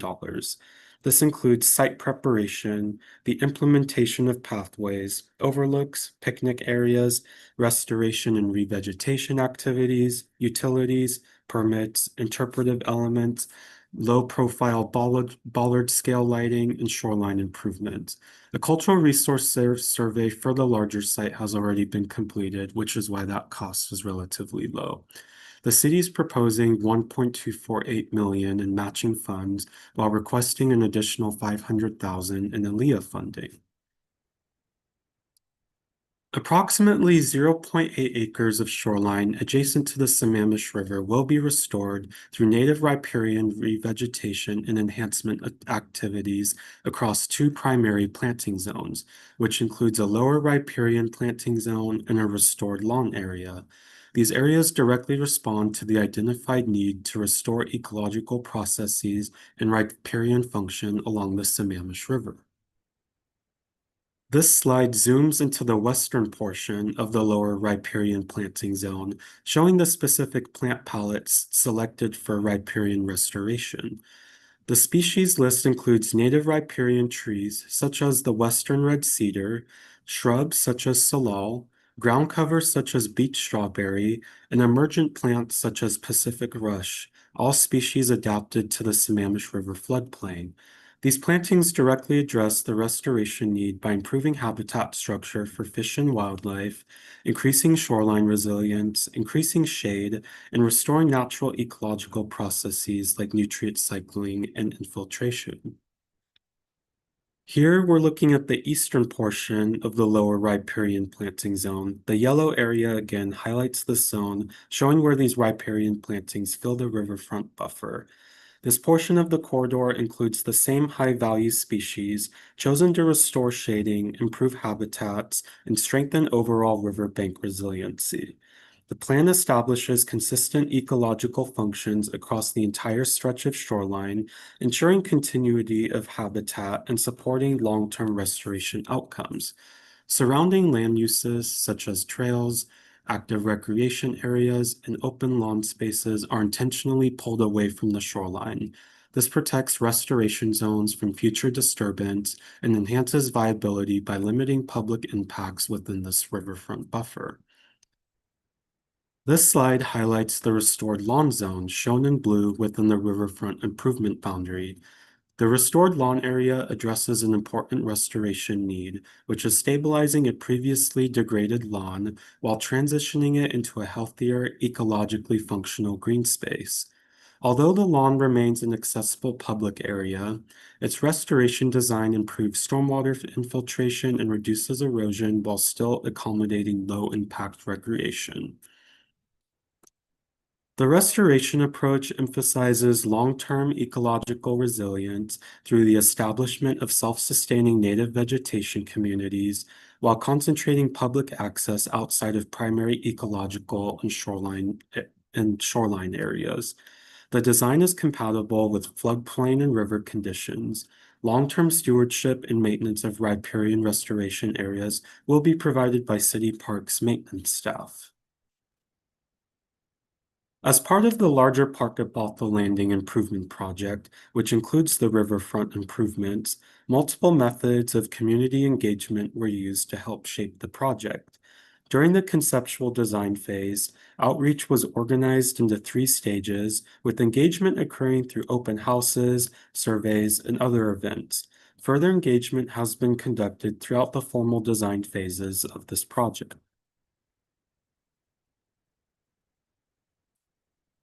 Throughout the engagement processes, the community emphasized the importance of improved visual and physical access to the Sammamish River, including the enhancement of the existing hand launch and opportunities for water-oriented recreation. Additional feedback from the open houses emphasized the importance of maintaining a naturalistic riverfront character while incorporating overlooks, pathways, and flexible gathering spaces within the project area. Community survey responses also reinforced strong support for integrating natural features, accessible design, trails, and river interaction opportunities throughout the park experience. The park at Bothell Landing has been supported by our primary design consultant, Site Workshop Landscape Architecture, who has led the planning, design, and engagement efforts throughout this project process. Their team has worked closely with city staff and the Bothell community to help shape the vision for the project and incorporate feedback into the proposed design.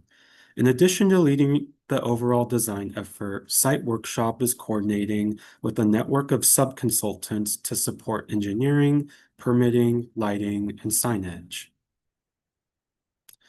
An informal partner associated with the park is What's Up Stand Up Paddleboard and Kayak.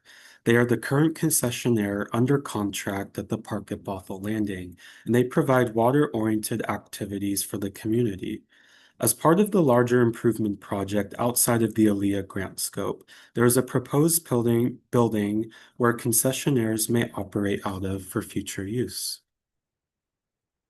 And with all of that being said, I want to thank you all for listening to this presentation about the riverfront improvements within the larger Park at Bothell Landing Improvement Project. We're looking forward to any questions or feedback you may have. Thank you. Great, thank you, Kai. All right, any questions from the committee or anything you want to clarify about this one?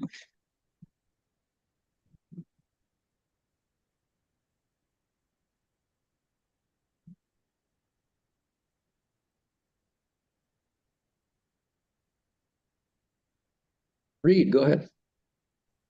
Thanks, Kai. I'm wondering if there are any other partnerships you wanted to highlight. Maybe I missed it, but any other partnerships beyond the consultant?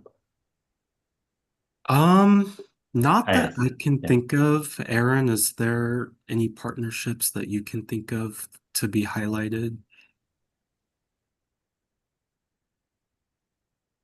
Yeah, hi everybody. Yeah, we do have some partners with some stewardship groups in our community, Whale Scout being one of them. They're active in our former Wayne Golf Course site and do a lot of repairing and restoration work. And it's likely that we'd be leveraging some of these partners in the long-term maintenance of the riparian plantings. Great, thanks. Go ahead, Kathy. Yeah, hi, thank you. And maybe you haven't gotten quite to this point yet, but has there been any analysis of, I saw where you had like the 100-year like flow on some of the drawings. Has there been any like hydraulic analysis of the stability of some of these softer shoreline treatments under that, like a larger flood flow, or that type of consideration in the design? Yeah, we have gone through, a pretty in-depth process. I can't really speak to the specifics of that right now. Aaron, is there anything you can add to that question? Yeah, I guess I can say the Sammamish River is a controlled floodway. So it's controlled by the Ballard Locks, in fact. So we don't experience the same flood patterns as typical riparian areas. So, but it is something that we've studied. We do have historical data and we have analyzed it. Okay, great. Thank you. Thanks. Other questions? Anything you want to go back and take a look at from the committee?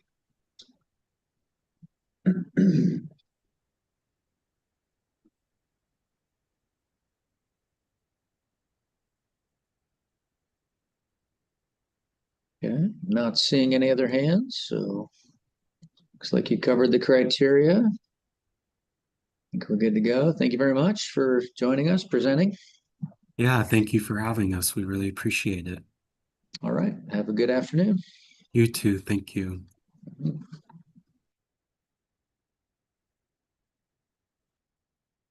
All right, we're going to head up to Snohomish County. Hello, Carol, you're presenting this next one? Hi, yep. Great. Give us a minute to transition. Get your project pulled up, Kayak Point. And I can pass you controls or advance slides, whatever you prefer. I'll try to take control. Okay. Right. 1 second. All right. Can you see that okay? Yes. Excellent. All right. Go ahead and click on the screen. Make sure that works for you. Yep. Cool. All right. Well, I think we're ready to go. Whenever you're ready, we got 20 minutes. Okay. Well, I am Carol Olfs with Snohomish County Parks, and I'm pleased to present our Kayak Point Park Day Use Area Improvements Phase 3 project. This development project will meet the single purpose of public access. Kayak Point is located on Port Susan in the Puget Sound, north of Everett and south of Stanwood. The 690-acre park includes 3,300 feet of shoreline. The day use area includes a playground, boat launch, fishing pier, picnic shelters, restrooms, and parking. Upland areas include a campground, ranger station, and nature trails. The surrounding area has suburban neighborhoods, a disc golf course, rural residential, and Tulalip Tribes reservation lands. Established in 1972, the park is a major regional destination for waterfront recreation. The day use area is about 12 acres. It is long and narrow, but around the same size as 9 football fields. Snohomish County has been working to renovate the day use area in phases since 2016, and each phase has benefited from RCO funding. The first phase, completed in 2024, focused on the boat launch, fishing pier, and central parking area shown in the blue outline. The second phase, which is currently under construction, completes the parking improvements and renovates the utilities, restrooms, and southern recreation areas shown in the yellow outline. This project application is to complete the final phase of the renovation, phase 3, shown in the red outline. Throughout the decade-long project, the driving focus has been to modernize this beloved recreation facility, adapt to sea level rise, and ensure long-term public waterfront access. The grant will focus on the northern portion of the park, which is 3.5 acres of water access features. The project goals are to remove the existing seawall and build a natural backshore berm to improve resilience and enhance shoreline habitat, and to relocate 10 existing picnic shelters away from the shoreline and connect them with accessible paths to water access points and the existing parking area. These site photos show the existing conditions of the park, where the parking lot that was constructed during phase 1 built interim pathways across the grass to the picnic shelters, which were left untouched in their adjacent gravel parking lot.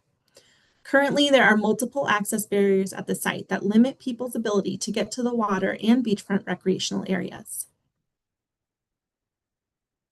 This plan shows the proposed improvements for the area. The new paths shown in dark blue will be paved, and the access paths shown in light blue will be gravel. The network of circulation will provide universal access to the entire northern picnic shelter and shoreline area, as well as connect south to the park's other amenities, such as the pier, playground, and restrooms. The image on the left is a water access path built during phase 1. The project will renovate and improve existing public access opportunities, particularly those picnic shelters that are currently along the shoreline.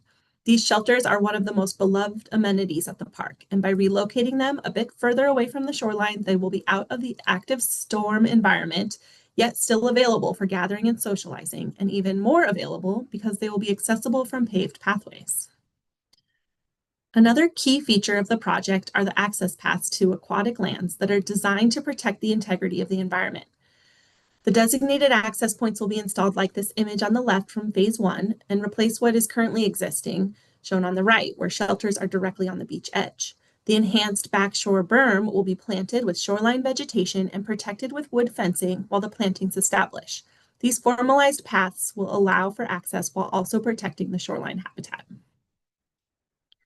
By comparing the existing and proposed plans, you can see how the project design integrates new public access in a way that is very compatible with the existing physical features of the site.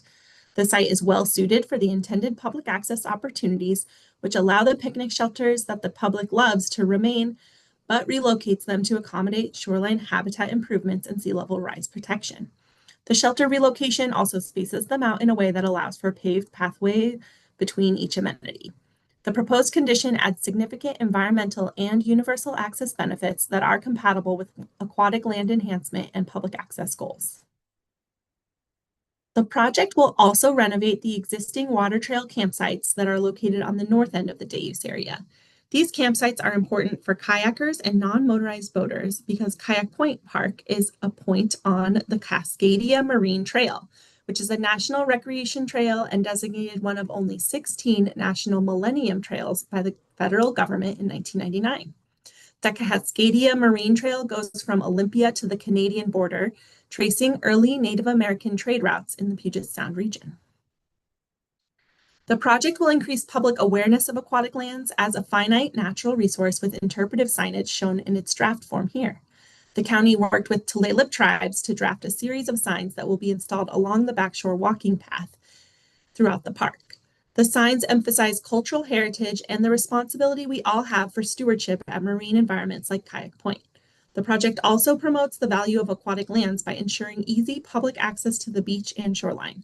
For generations, families have returned to Kayak Point year after year, creating lasting memories and fostering appreciation for our local, unique connection to Puget Sound. Turning to the need for this project, I'll start with the inventory. These maps show water access and boat launch locations in our region, and there's a large gap around Kayak Point. The closest sites are more than 30 minutes away on Camano and Whidbey Islands, making Kayak Point a key regional water access site. The Department of Ecology identifies water access sites in each county, and Snohomish County only has 27, while neighboring counties have 2 to 3 times as many. As a result of this limited inventory, parks like Kayak Point are especially critical to regional water access. Kayak Point is the most visited park in the county system. The site supports day use, camping, shelter rentals, events, and festivals. Approximately 300,000 visitors came to the park last year, with more than 60,000 estimated to have come in July alone. The renovation of this much used and aging site is identified in Snohomish County's comprehensive plan in the Parks and Rec element, as well as the Park and Rec Visioning Plan and the Capital Improvement Program. While the park has continued to gain popularity over its 50 years as a public open space, the site is under threat from climate change impacts. The project was identified as an opportunity to improve resilience and reduce future shoreline risk while renovating site amenities. Another primary way the need for these improvements was known is that this site serves as a long-standing educational and research site supporting school programs, field studies, and coastal monitoring efforts. To explain the project scope, I'll use this photo to talk through the existing site features. In the center left is the newly improved Phase 1 parking lot. Through the grass are temporary interim gravel footpaths. The shoreline is a mix of lawn, native, and invasive plants. The existing picnic shelters are built almost on the beach and are frequently impacted by storms. Only one of those shelters has an ADA accessible path at this time. The seawall runs mostly below grade along this whole shoreline from the boat launch to the northern park boundary. There are water trail campsites in the lawn to the north and a gravel parking lot, which currently does not have stormwater treatment or accessible pathways. This plan shows the proposed relocation of those 10 picnic shelters. They would be moved back away from the shoreline to make space for a natural backshore berm, a soft shoreline protection measure designed to mimic the natural conditions of the beach substrate and enhance habitat for forage fish and other nearshore creatures. You can see in the left picture what a high tide and storm damage looks like for these shelters in their current location. The water trail campsite area will be landscaped and renovated. This plan shows those proposed locations of the paved pathways in dark blue and the gravel beach access points in light blue. The picture on the left is one of those access points, similar anyway, constructed in Phase 1. Along the paved dark blue path, there's also an accessible overlook designed for those who can't maneuver over the beach logs to still get closer to the beach. The paved pathways will provide universal access to the shelters and the parking lot while connecting the northern amenities with the rest of the park. As we review the project design, I'll reiterate our 2 project goals. The first goal is to soften the shoreline to mitigate sea level rise impacts. This is an image of high tide on a stormy day, which inundated the park with seawater. The design incorporated input from coastal geomorphologists who advised that the 2100 projected sea level rise for this site was about 4.69 feet change in the high water mark. And when you look at this map from NOAA's sea level rise viewer, you can see how the day use area would be significantly impacted by 4 feet of sea level rise. So we designed a hybrid shoreline stabilization strategy that would build a naturalistic shoreline berm that provides protection and habitat enhancement for the shoreline.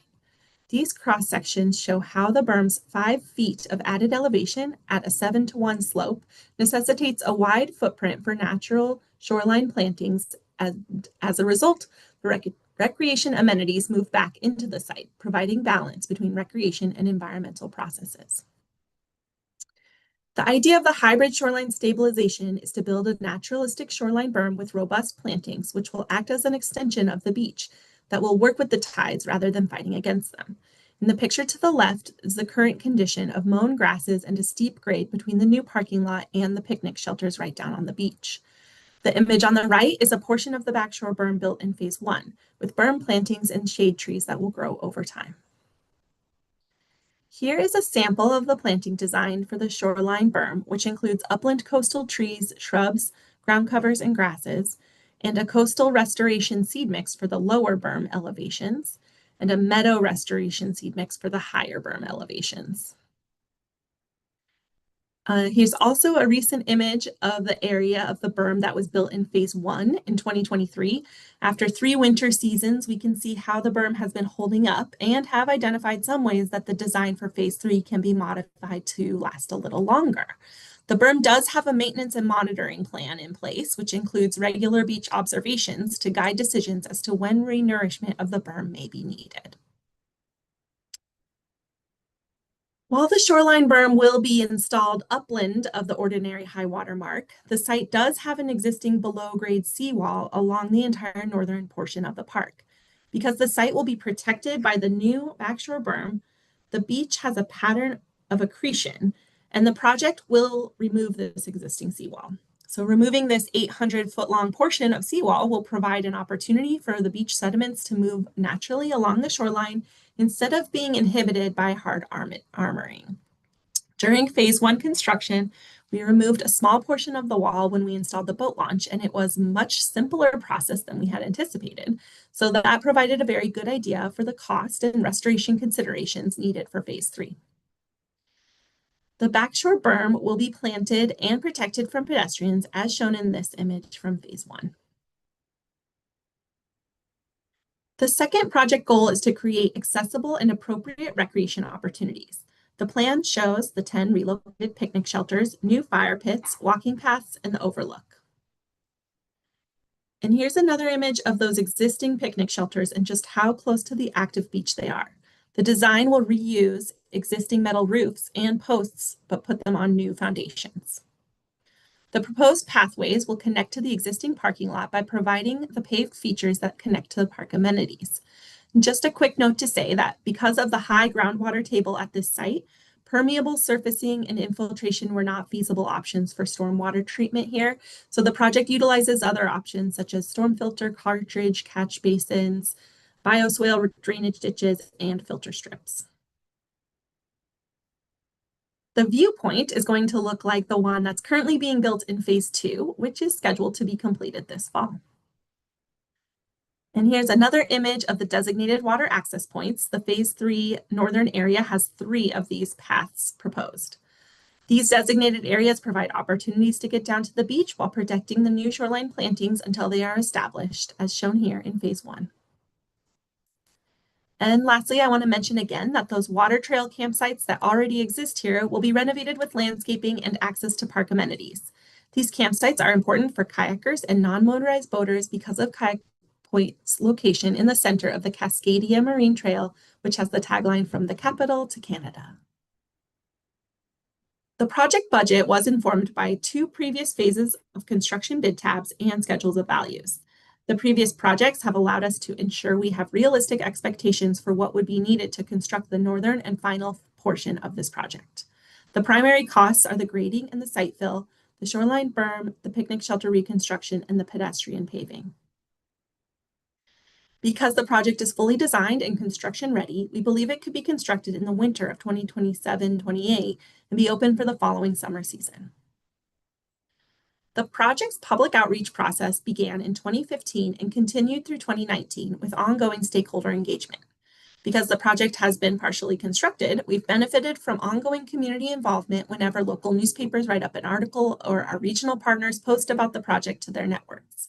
In particular, we've engaged with classroom teachers, permitting review agencies, and planning groups who focus on shoreline restoration to meet on site and talk about this project as a precedent for soft shoreline armoring and coastal restoration. Public meetings early on in the process identified priorities that have been incorporated into the design and reiterated throughout the phased implementation. Coordination with regulatory agencies has spanned over a decade on this project and includes tribes, state, federal, and local governments. As a regional destination, the park serves users from across Snohomish County and beyond. In particular, the engagement focused on marine restoration and habitat organizations, and we've worked in partnership with dozens of neighbors and local community groups. As I mentioned, those early public meetings and design workshops set the stage for the community priorities that have carried this project through multiple phases of implementation.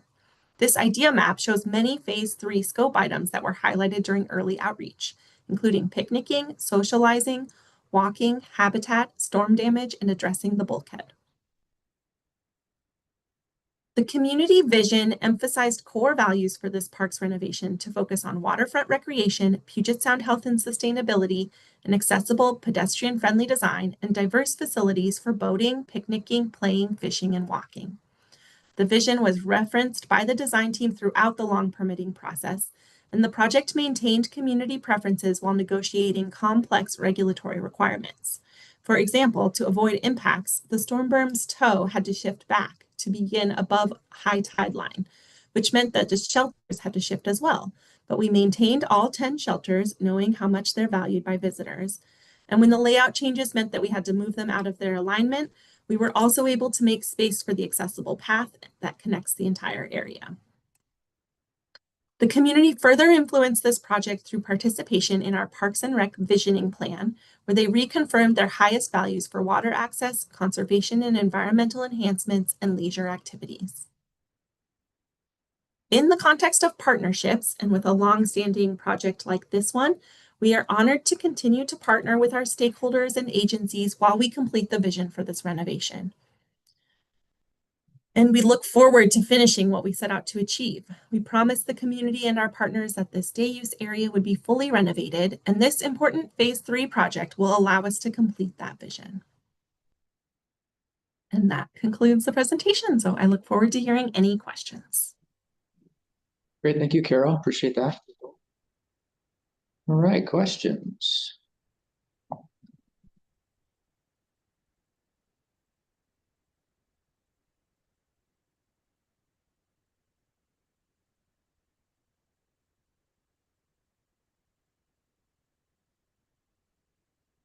Anything you want to clarify, go back and look at?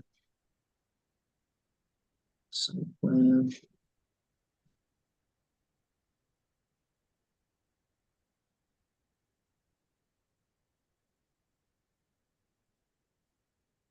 Kathy, go ahead. Yeah, hi, that was a really good presentation, by the way. Hi, Kathy. Just going Good to back see to you. something you said about some lessons learned from the berm that was previously constructed that you thought could be applied to Phase 3. I'm just curious what those are, and if you kind of have a like a maintenance interval that you might be working with for the berm for this phase. It's currently, because it's so new, we haven't really gotten the hang of it yet, but it's in the written plan says that we'll be evaluating kind of every storm season with at least photographs, and then discussing, and then there's a matrix to say when it would need to be, potentially changed. But as far as design changes that we'll incorporate as we are ready to build Phase 3.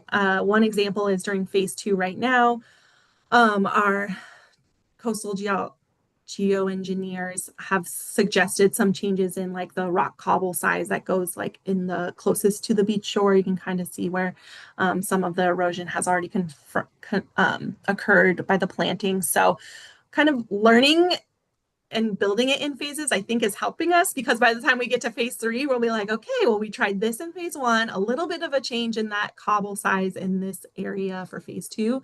And then we can like kind of see how that goes for a season or 2 for phase 3, and then implement our long-term, like every 2 to 3 years, making sure that the berm is still holding up. But I think the major strategy for us is to make sure that if and when there's like big storm damage, like we haven't really had a really big one like the one I showed in the pictures since we built this yet, but it'll be interesting to see and how it holds up to that.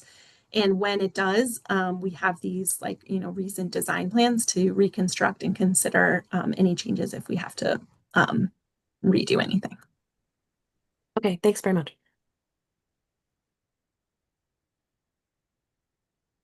Thanks. Anything else from the committee that you want to go back and look at or ask about?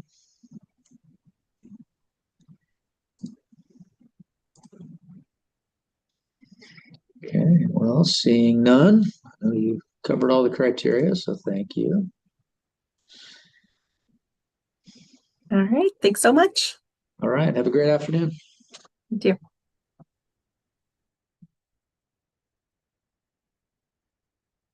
Right, I think we have arrived at a break. We're a little ahead of schedule, so let's see where we have to. Let's come and let's take 14 minutes. Come back at 2:20.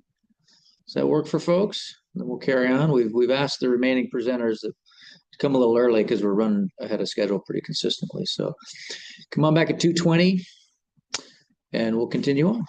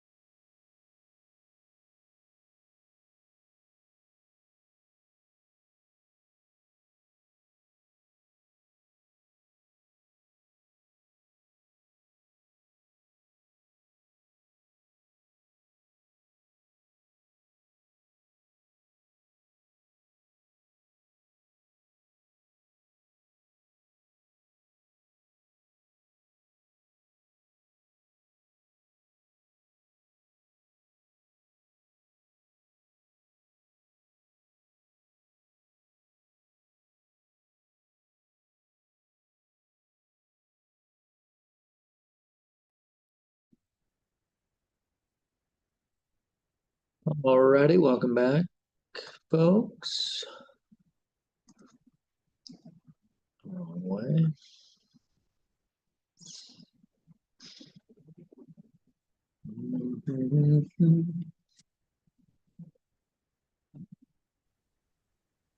Like we're getting back from break.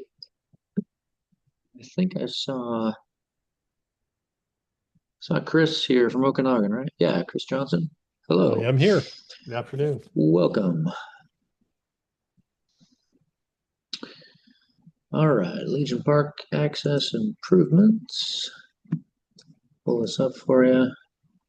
I will admit to being a Luddite, and if you want to drive, I would be in your debt.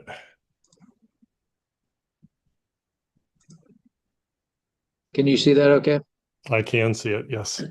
All right, I can't hear you. Can other folks hear? Turn microphone setting or something. Shows me is on, shows my mic working. Still nothing? I can I can hear you, I Chris. can hear him. Looks like it I might wonder be. if Carl has a setting Yeah. off. Carl, Can you guys hear can't. Chris or not? I can't. Yes. Can you hear any of we us, can hear Carl? him. Yeah. Oh, Can you hear? it's just me then. Why can't I hear Chris? That's unusual. People have been trying to Doggone it. tune me out for years. Everything's on. Anna, any ideas why? Let's see. Okay, there we go. All right. Is it Can you working hear me? now? All right. Back in business. Working now. Okay, great. Perfect. Toggle off and back on, and there you go. All right. Chris, I could advance the slides or pass you control, whatever your preference is. I would much prefer if you did the driving and I'll sit in the passenger seat. Yeah, no problem. Just say next slide whenever you're ready. I will do And, so. yeah, thanks for joining early. I know we're a little ahead of schedule, so appreciate that. And whenever you're ready, go ahead. You have 20 minutes. Perfect. I probably won't use it all, but hopefully that'll open up more for questions. For Yeah. those who do know me, most of my presentations are related to salmon recovery work in Okanagan County. Doing river access work is a little bit off tangent for me, so I will do my best to put the presentation forward. I'm speaking as the planner for the city of Okanagan, and we have been assisted in putting this together by members of the local OMAC Okanagan Rotary and the Okanagan OMAC Chambers. And the Kiwanis at their last meeting also expressed interest in participating if we end up with cost overruns. So here we are. This is the Legion Park River Access Improvement. We have a matching grant through WWRP that we're applying for to hopefully bring this idea that's been cooking for 10 years now into a reality. So next slide, please. So for those who haven't driven over to the largest county in the state of Washington, where you can see where we are in north central Washington. We are a very diverse population county, approximately 60% white, 40% Hispanic and Native. Per capita income is only 34,000 and the poverty rate is approaching 22%. So as well as being a diverse county, we're a community in need. Next slide, please. So the name, which I'm not going to try and pronounce, is the Salish word for Okanagan, which means rendezvous or gathering point. Again, largest county by land area, 47 square miles of water, only 7 public boat launches. Excuse me. City of Okanagan is the county seat. It was established in 1914. Town's been there since 1904, but we were originally called ALMA. There are about 2,400 people in the city. One of the initial technical reviews questioned the census district. We're in census district 9707. There are about 4,200 people in that district, which means 126 residents per square mile. There are 7 designated parks in the city of Okanagan, but only 1 river access point in the city, and that is Alma Park. And the top industries are government, agriculture, forestry, and tourism, not necessarily in that order. Next slide, please.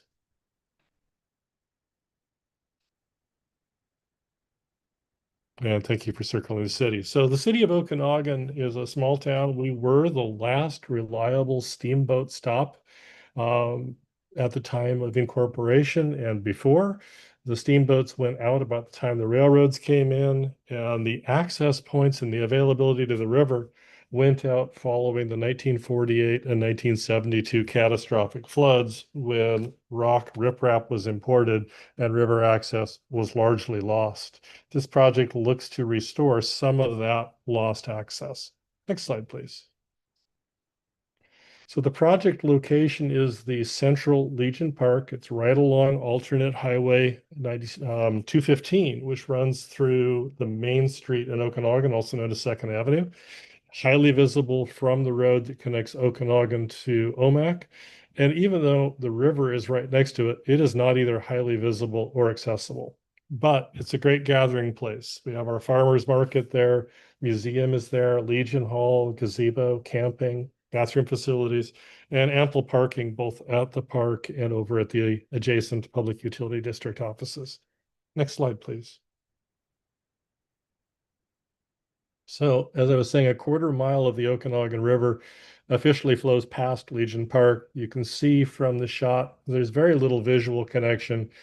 And there's a 3-lane road which runs along the frontage of the river, which is used for maintenance of the park and for parking. The proposal looks to take advantage of the river frontage there, which is very sheltered and slow water, and narrowing that pathway, that roadway from 3 lanes to 1 would provide us visual access through a promenade and physical access through a ramp. Next slide, please. So we have some intrepid kayakers now who have created their own slides, boat drags, or alligator drags, as we lovingly call them in town, to get down the 60% slope to the river. But that's neither good for the bank nor for the vegetation or safe for the users. So we're looking to create a much better location that someone who's a little bit less agile than Doug here in the photo might be able to still enjoy the river. Next slide, please. The existing river access to Legion Park would be a midpoint for a longer day paddle from the Omak East Side Park down to the town of Okanagan and beyond to our Conservancy Island at the lower end of town. We get quite a range of family ages and backgrounds out on the river through these projects, but they've largely bypassed the city of Okanagan because it's very difficult to get up to the parks or to shopping or bathroom facilities. Next slide, please. And I'll apologize, unless you're like me and you deal in engineering drawings all the time, these mean very little. The engineering design plan is a really good preliminary, however, it shows how to turn a 60% access slope into an 8% access ramp.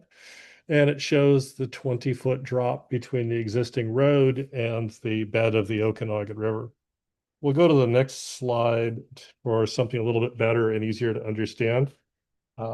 Greg Hamilton, who's our member from the Rotary, sat down with his chat GTP and came up with some conceptuals of what these plans could look like.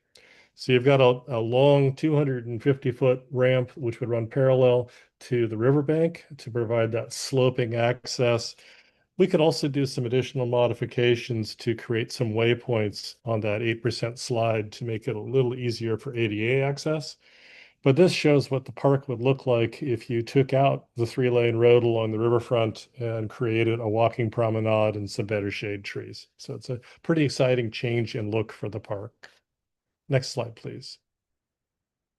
This one might be a little conceptualized again, but it shows the idea of both visual and landward enjoyment of the river and aquatic enjoyment of the river. And while the scale is off, it does a really good job, I think, of providing a view of the mixed use potential for the site. Next slide, please. This one shows what it could look like 10 years down the road with additional modifications to the park itself. The gazebo exists now. The woman sitting on the bench would be part of this initial project, along with 2 lights that are in vision on this slide and 1 just off screen. The rest of it is what the folks have thought of through public discussions of how to revitalize the park as a long-term connection point and gathering point for the city of Okanagan. Next slide, please. We've got the nuts and bolts of an engineering estimate of about 310,000. The difference between that and the 422 is the permitting that goes into it, the cultural review that goes into it, a little bit of additional for parking and for ADA development. And those came out of the technical review. I think it makes a much better project, although a more expensive project. Next slide, please. Conceptual slide to show how a project could be completed prior to the end of 2028 through finalizing the engineering. Most important in the middle of it is having more discussion and public input.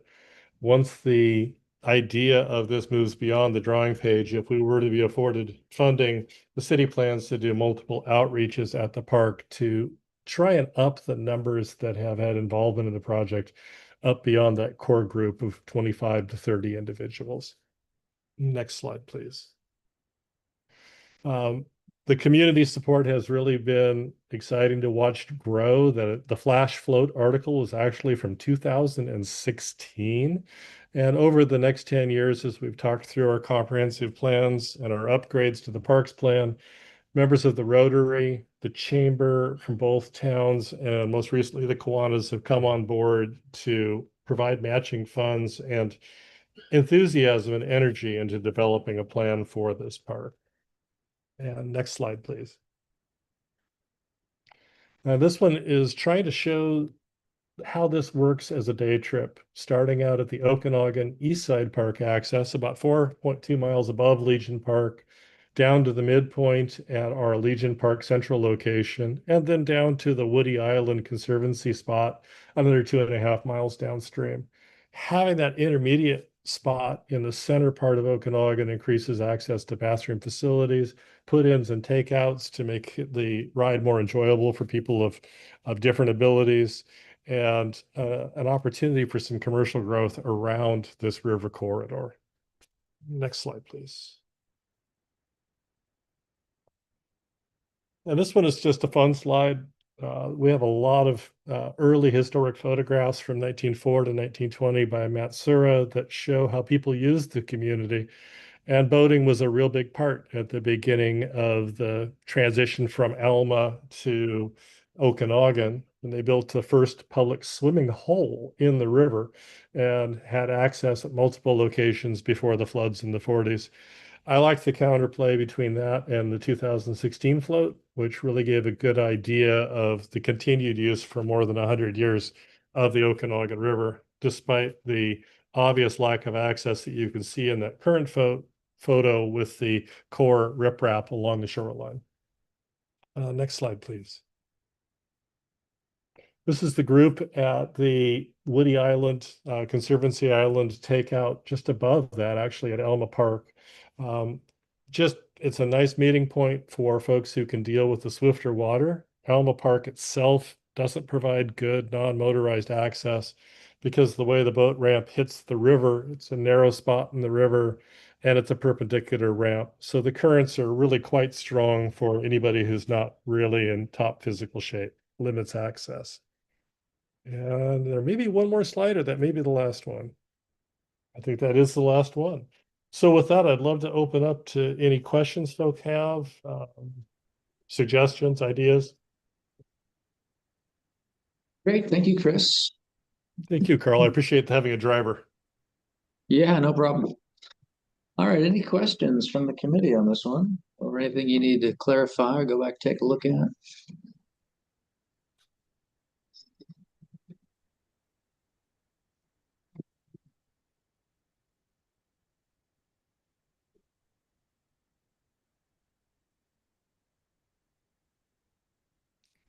One more pitch I would throw out for those that recognize that this is a paired application with WWRP. If it ranks with one but falls below on the other, don't rule us out as dead. We would work hard to find the additional match funding and we'll take anything that might be available to us to put some legs behind this project. Yeah, thank you. No problem. Yeah, that's what we do when there's a matching grant situation is we would reach out and offer and say, hey, we got one. And can you still make it work? Find the additional match or whatever. So Yeah. Yeah. Looks like Brittany's got her hand up. Yeah, go ahead, Brittany. Hi, Chris. Thanks for the presentation. And I'm sorry if I missed this, but would you be able to go back and talk a little bit about the local plans and priorities? Is this kind of like a park that is really special to the city for some reason, or is it incorporated in other sorts of overarching plans for your area and county? No, I really appreciate you asking that. I had a slide in the other presentation and failed to put it into this one. The city just finished upgrading our comprehensive parks element and went through a priorities and needs assessment. This park, Legion Park, is the central gathering park, is the #2 priority in the city. As most cities are, our #1 park priority is the failing swimming pool, because most of the rural communities built the swimming pools 50, 60 years ago, and they're all in need of replacement at much higher costs. So the council put the swimming pool as the #1 priority, but put this as a strong priority because of the loss of both physical and visual access, and the fact that we've had so much chamber support and Rotary support coming into both the Planning Commission and into City Council to capture attention and remind folks that it is a priority. So that parks plan was just adopted this month, and this project is incorporated as the #1 priority for this park. Great, thank you. Thanks for asking. I should have had that in there. Chris, could I add something? Greg Hamilton is with Rotary, and if folks are okay with that, I'd be perfectly happy to have the support. Yeah, that's fine. So apologize for joining late. I had the wrong time, and so I don't know what Chris might have already said. But what I wanted to add is this river access idea has been around for a long time. When people come to our community from outside, the first thing they say is, well, we need a bike path, to get between Okanagan and Omak. And that's just not going to happen. But we do have this river access. And if we can put in at Legion, it not only allows for people coming downriver and getting out, it allows people to go upriver, whereas below the bridge, it's too fast and you can't go up. And since Rotary got behind this and we have some conceptual drawings, as I've been talking to people in the community, there is a lot of support of people thinking this is like a first step of revitalizing Okanagan, of giving something for people to visit Okanagan for, and as residents to really rally behind. One person that's got all excited about helping on the park after we would get this put in is person that was responsible for getting the sportsplex put in between Okanagan and Omak. So I just wanted to let people know this is kind of a lightning rod, I think, for Okanagan right now of the community to build around and really turn this park into something that's used and the river to be more used. Greg, thank you for adding that. And I'll tag on to that for a second, that we're also revising, the city is also revising our Shoreline Master Program to put an emphasis on turning projects around to focus on the river instead of using the river as a garbage conveyance to the next town downstream, which was sort of the historic reality of small towns in north central Washington. Great, thanks you guys. And Greg, we're ahead of schedule, so you weren't late. Don't worry. We're just we got ahead of schedule here. So. And hi there, I'm Diane Proback. I'm wondering if I could just chime in for a couple minutes. Yeah, that's fine. We have extra. You didn't use up all your time, so. Thank you. I'm also with Rotary, and I'm excited about this project. to reiterate what Greg and Chris have shared, we're really viewing this as, excuse the pun, but an anchor. As a rural community, to be able to retain families, to be able to retain professionals such as doctors and the families, that's very important to be able to have this type of recreation. We have access, it's very limited. And if you are a mother with a toddler and a 4-year-old, you're not going to be trying to get down a bank to go and inner tube. Something like this just is going to bring people together, and it's going to really define what Okanagan is all about. And that's a gathering place for people to explore the river and to be a community. And that's what we truly need. Thanks, Diane. Thank you. Carl, thank you for Right. giving us Any- the 20 minutes and the opportunity. And I Sure. understand we may know something as soon as the 9th of September. So I'll just sit here with my fingers crossed till then. Yeah, that's right. Any other questions or anything from the committee that you need clarified before we leave this one?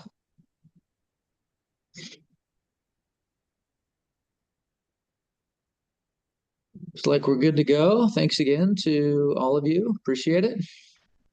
Thank you, folks. Much All appreciated. right. Have a good afternoon. You too.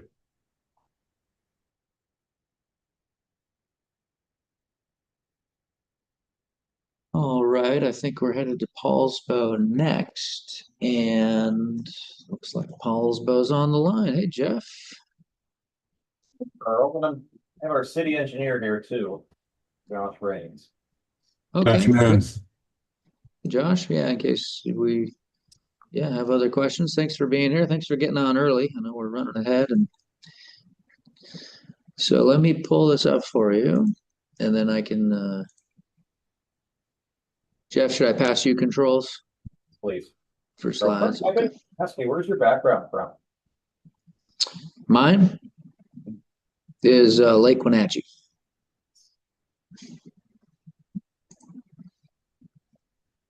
Maybe All be up right. at North Cascades hopefully later this week. Fingers crossed. Yeah. All right. Can you see that okay? Yeah, let me just get settled here 1 second. I have Okay, let me. All right. Now click on the screen. That should work for you. keyboards. Perfect. Oh, thanks, Carl. Let me just adjust this. All right. Well, whenever you're ready, you got 20 minutes. Go ahead. All right, let me type here. We are. Hi, good afternoon. I'm Jeff Osmick. I'm the Parks and Recreation Director for the City of Polko. And joining me on this call is our city engineer, Josh Rains. We're going to talk a little bit about the waterfront boardwalk restoration. We'll both jump in with a couple points and then be available at the Q&A. Here's where the project is located. It's over in Liberty Bay in the Kitsap County area. Bit better revision. Very north end, Liberty Bay is where the boardwalk is. And importantly, you're going to hear about this.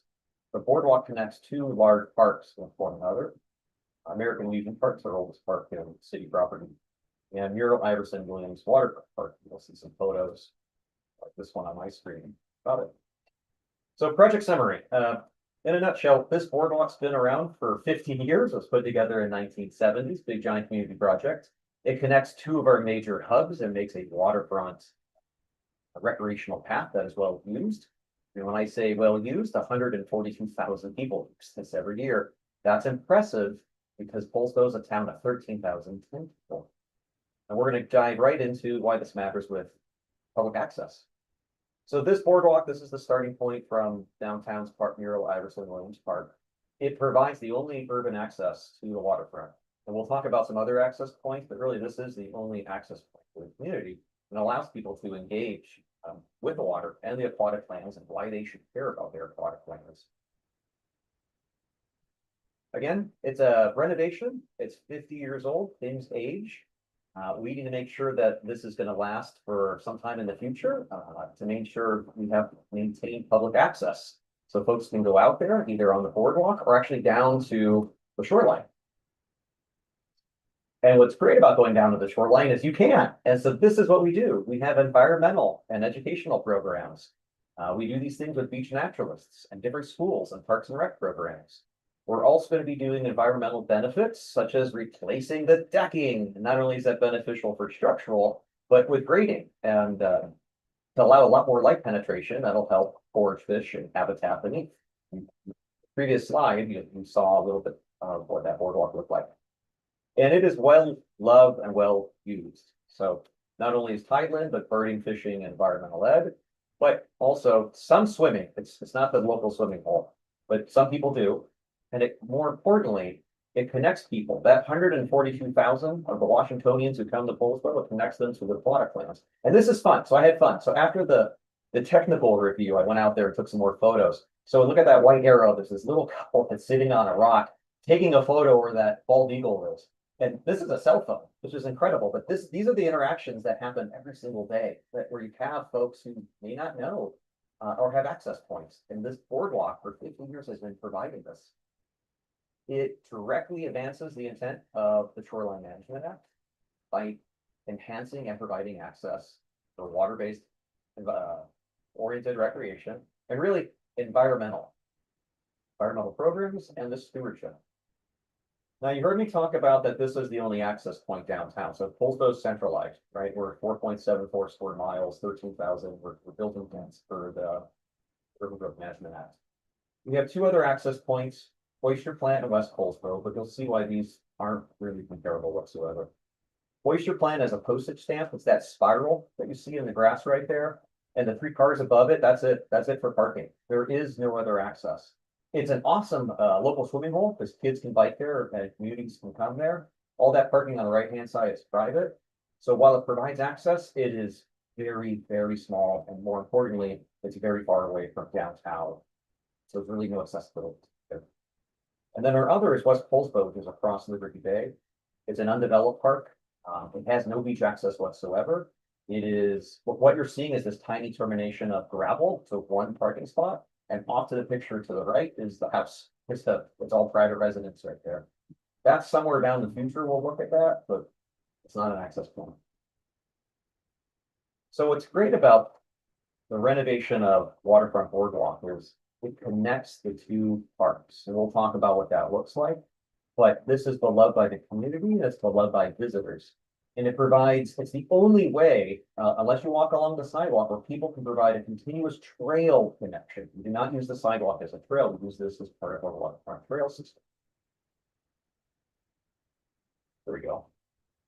And you can see how it all connects. It encourages people who visit downtown or come to stroll north and then explore a whole different type of venue as they go further on over into American Legion. To give you a sense, this is what this boardwalk does. This is Muriel Iverson Williams Park. This is our not every day, but pretty darn frequently with 142,000 people coming. It is beloved. People come down socially for events, for music, for weddings. By far the most well-loved park. And those same folks then explore via the boardwalk and head north, where you have a whole different change. Now you get into a lot more natural habitat, and people get to meander, have space for reflection, walking trails, a community playground in a wooded area. It's a really tranquil retreat, and it's made possible by what we have that's over 50 years old. And we've been caring for all of these very actively in the community. This boardwalk, including both parks, are well supported by numerous clubs with annual service projects. Here you're seeing Rotary for both photos, as well as the Washington Youth Cadets. And I won't list all the different service projects on the left of this screen, but many hands in this community are involved with all 3 of these areas. And it's because of the boardwalk. Tourism is a main one as well. Folks come, they have no idea what Washington has and why we need to protect our aquatic lands, why we need to maintain them. People come and they relax. But this is neat. This made the news just about a couple weeks ago. We worked with these students from Peninsula School District by Big Harbor, and we did a drone show launching from the boardwalk. 200 drones, instead of fireworks, drones. And they got so many folks engaged. It's something like 2,400 people coming down. But this is now technical skills. Usually you don't hear about that. You hear a lot about environmental, but this was how you could work with local students on an amenity and do a show over the water.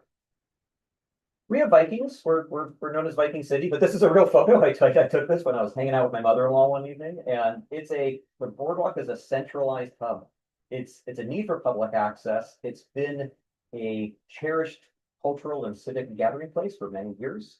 It supports numerous festivals.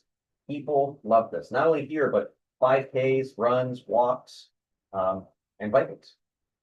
Data-wise, and I'll move a little quickly through this, but this is just showing where our uses spike throughout the full year. This is the previous 12 months from when I submitted this. We have Viking Fest in May. That's where you see that large spike. And you can see just in the last 12 months, 142, but it's been higher. It really just depends on the year and the weather.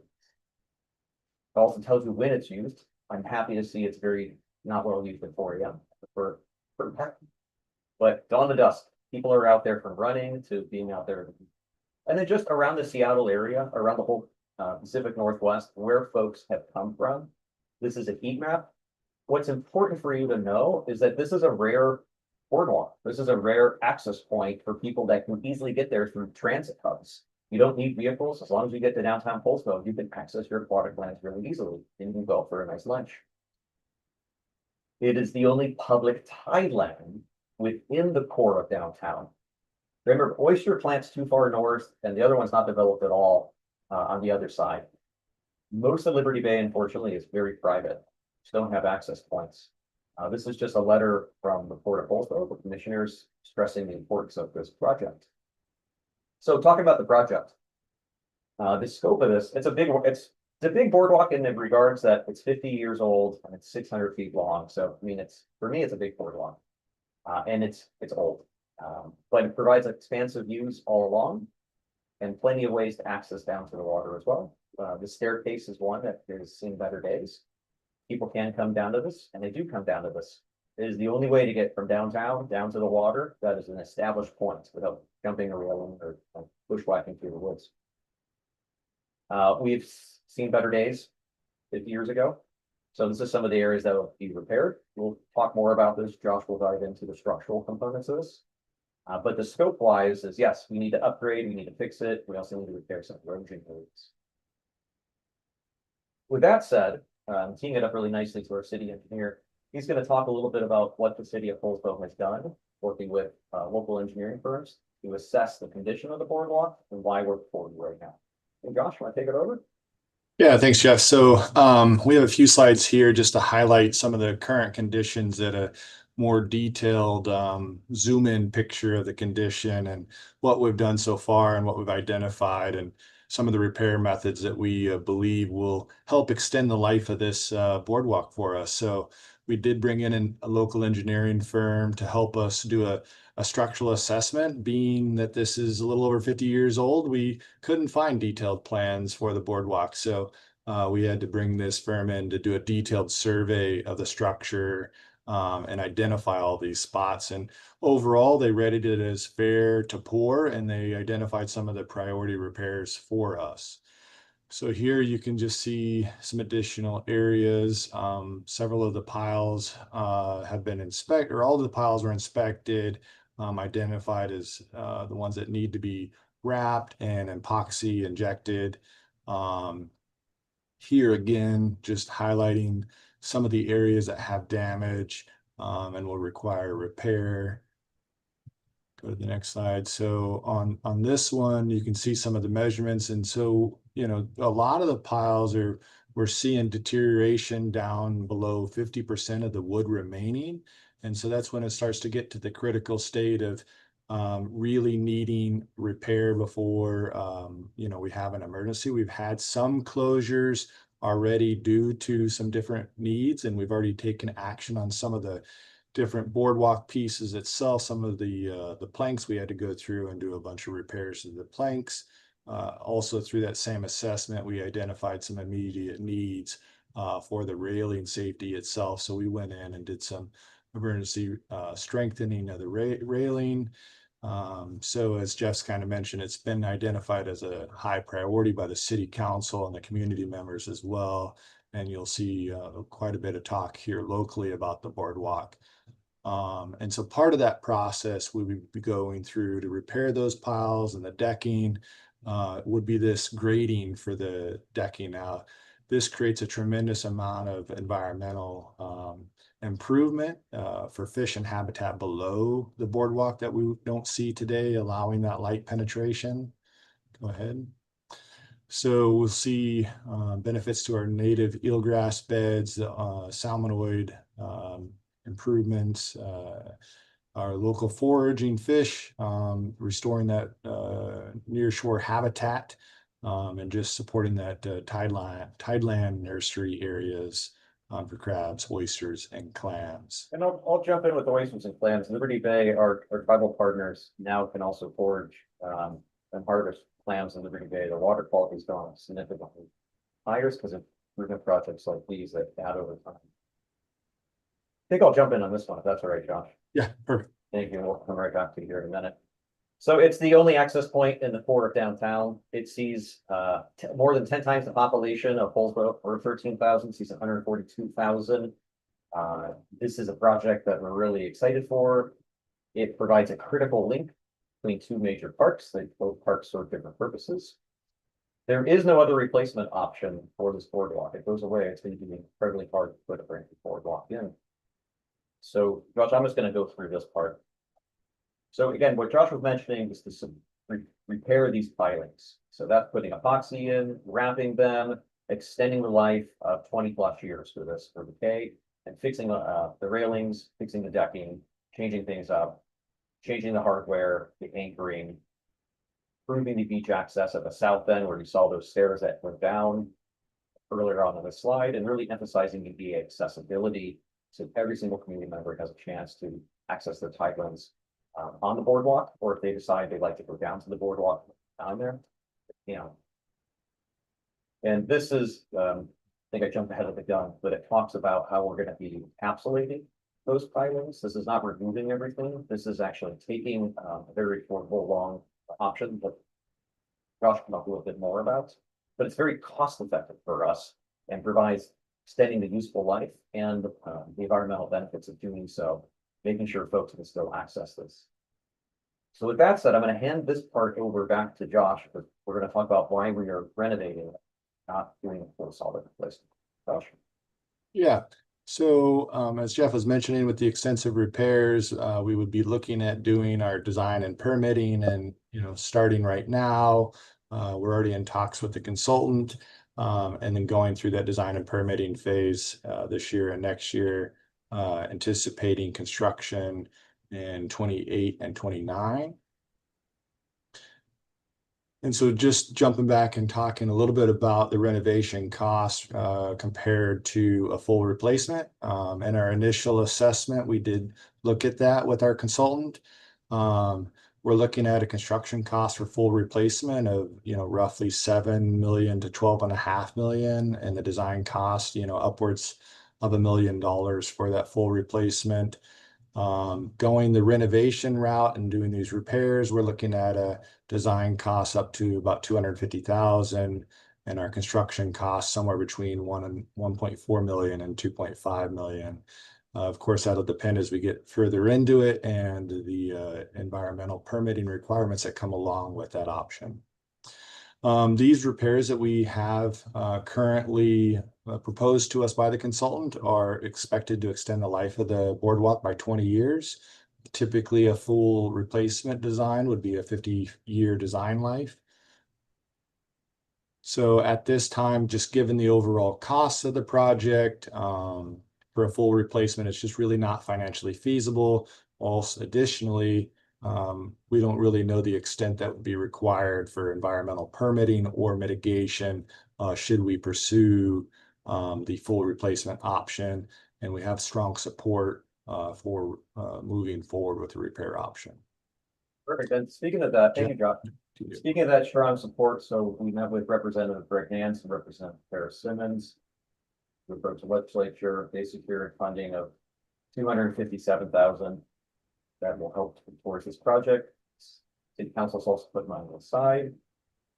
We have been engaged with our community groups, not only our Park and Rec Commission, Council, numerous community members that you can see. Again, people use this boardwalk. They love the boardwalk. I've been told they will. This is a hill they are willing to stand on. But also, importantly for this committee to know of, I said there's 13,000 now.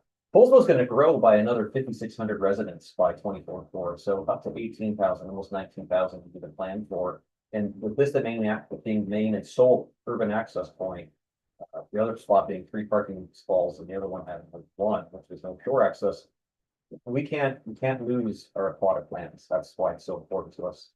The Port of Poulsbo's written, I would left a letter of support as well. And we have input from numerous other stakeholders, like Audubon. I don't think I attached that letter, but they have been involved with purple markings.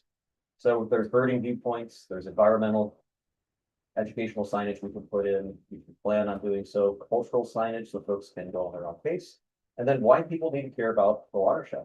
If we don't have that information out there for folks, people will lose their aquatic lands. They will lose access to their aquatic lands. So it's part of this project is making sure it's not just the renovation of this, it's putting forth this type of benefit to the community and keeping our community engaged by having them involved on those levels. As I mentioned earlier, very strong support from the Port of Poulsbo about the benefit not only economically, but for access for this 50-plus-year-old boardwalk. And lastly, one of the main things is we have so much support from the community groups that use this.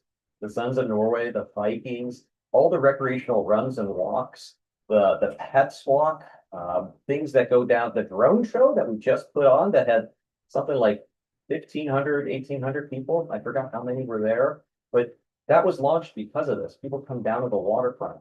That's where the community gathers. And the boardwalk is essential in connecting us. And they have weighed in about why there should be a priority. Josh, did you have any last points to say before we jump into questions and suggestions? No, I think you covered everything, Jeff. Happy to answer any questions from the engineering and cost perspective. I will take the other questions. Thank you. All right. Thanks, you guys. Appreciate it. All right, questions from the committee.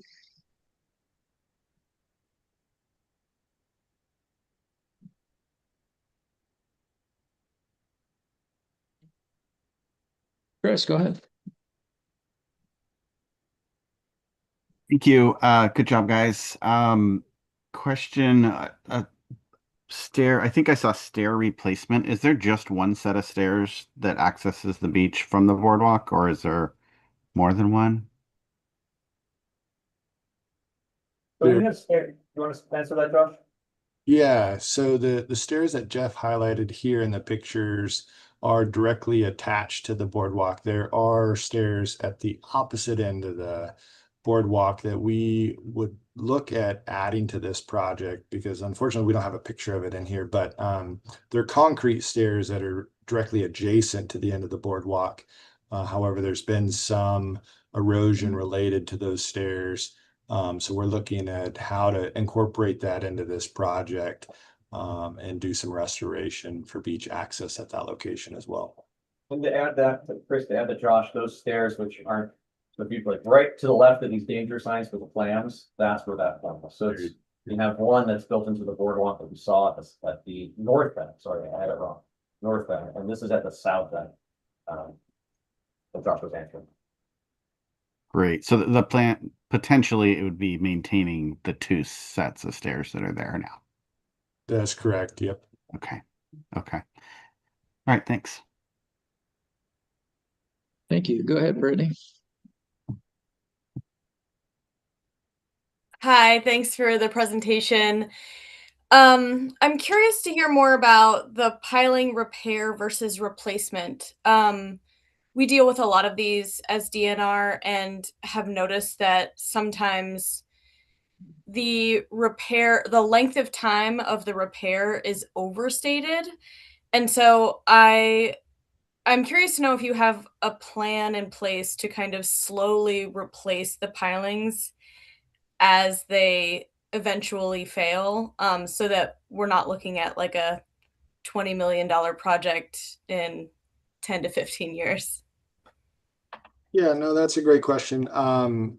It's something that we are definitely considering. We don't have a current replacement plan, and it's something that Jeff will have to work.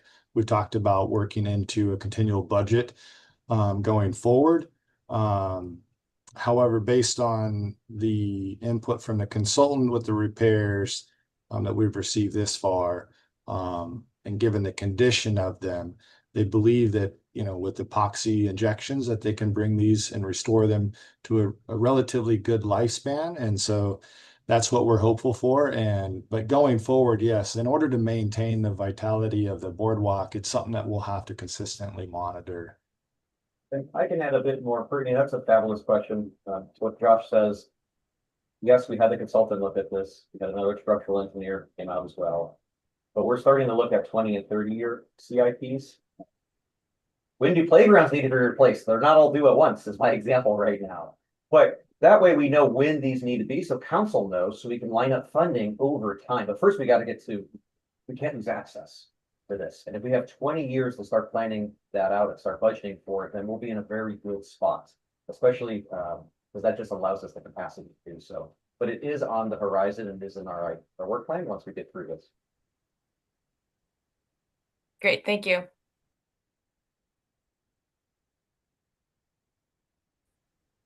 Thanks. Other questions from the committee or anything you need clarified?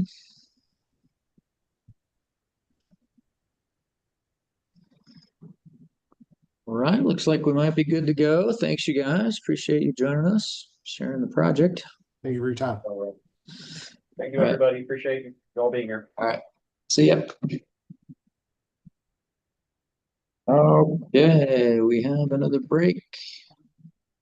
Staying ahead of schedule, we're going to try to get the next applicants here. Let's go three. What are we at? 307. I don't know. You want to say come back at 3:25? Just a little over, not quite 20 minutes. 3:25. Let's do that. We'll reach out to Tacoma and Bellevue and see if they can hop on early. Thanks.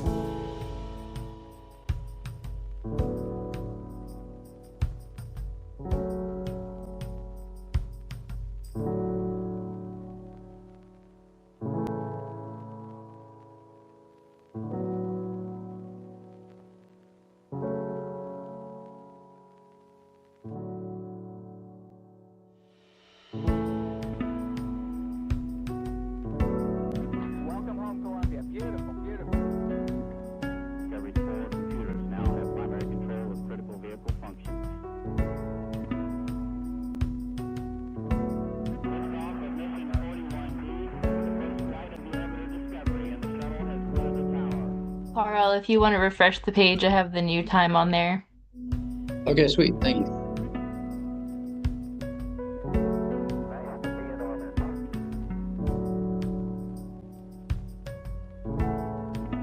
Beautiful, beautiful.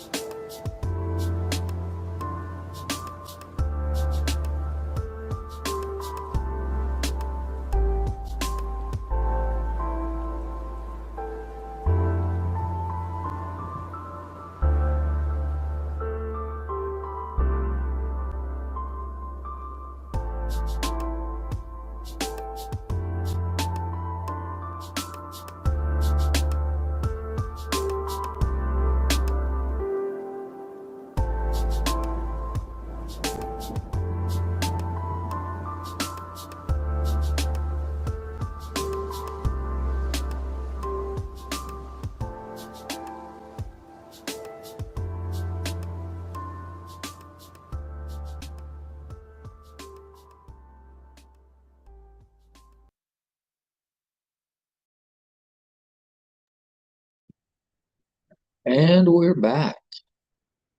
Hey, Henry. Hey, Carl. I saw you enjoying the tunes there for a second. Jamming out. I Pretty miss smooth. Soul Train. I know, yeah, we can't do can't do real music anymore, so this works, I guess. All right. Parks Tacoma, thanks for joining us and coming early. We're quite a bit ahead of schedule today. So Henry and Terry are here. And wrong way. Let's go this way. Get your PowerPoint. Who's presenting? Henry, you presenting this one or I'm presenting. It's going to be Terry. Terry? Okay. And should I pass you controls, Terry? Yeah, that'd be great. Thank you. Is my microphone coming through okay? Yes, I can hear you. Everyone else good? Yeah. Great. All right. Sounds good. There you are. Okay, click on the screen to make sure that activates for you. Yeah. Okay. All right. Well, whenever you're ready, you got 20 minutes. Go ahead. Sounds great. Okay, hello everyone. My name is Terry Youngman, and I'm the district-wide capital program manager with Parks Tacoma, the oldest and largest special purpose park district in Washington State. Today, I'll be presenting number 26-1533 Titlow Park North Hidden Beach Bridge Replacement, a public access development project. Titlow Park is in western Washington in Pierce County, within the city of Tacoma's West End neighborhood. This 75-acre park is located along Puget Sound and is bifurcated by BNSF-owned railroad tracks. BNSF has been actively involved in the project design for the last 2 years. The southern portion of the park is developed and includes a parking lot, a lodge, sports courts, a playground, and splash pad. This project focuses on the northern portion of the park, which contains hiking trails and a half a mile of beach access, otherwise known as Hidden Beach. The site is currently served by failing bridge infrastructure.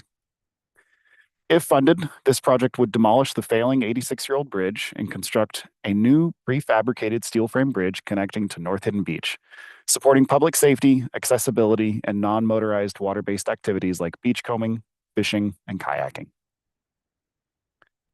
Criteria number 1, fit with public access goals. The character of Titlow Park is defined by its public waterfront access, spectacular views of Puget Sound, and opportunities for connection to nature in close proximity to nearby Tacoma neighborhoods. Titlow Park is the only beach park on the west side of Tacoma, serving as a highly used public access point to the Puget Sound.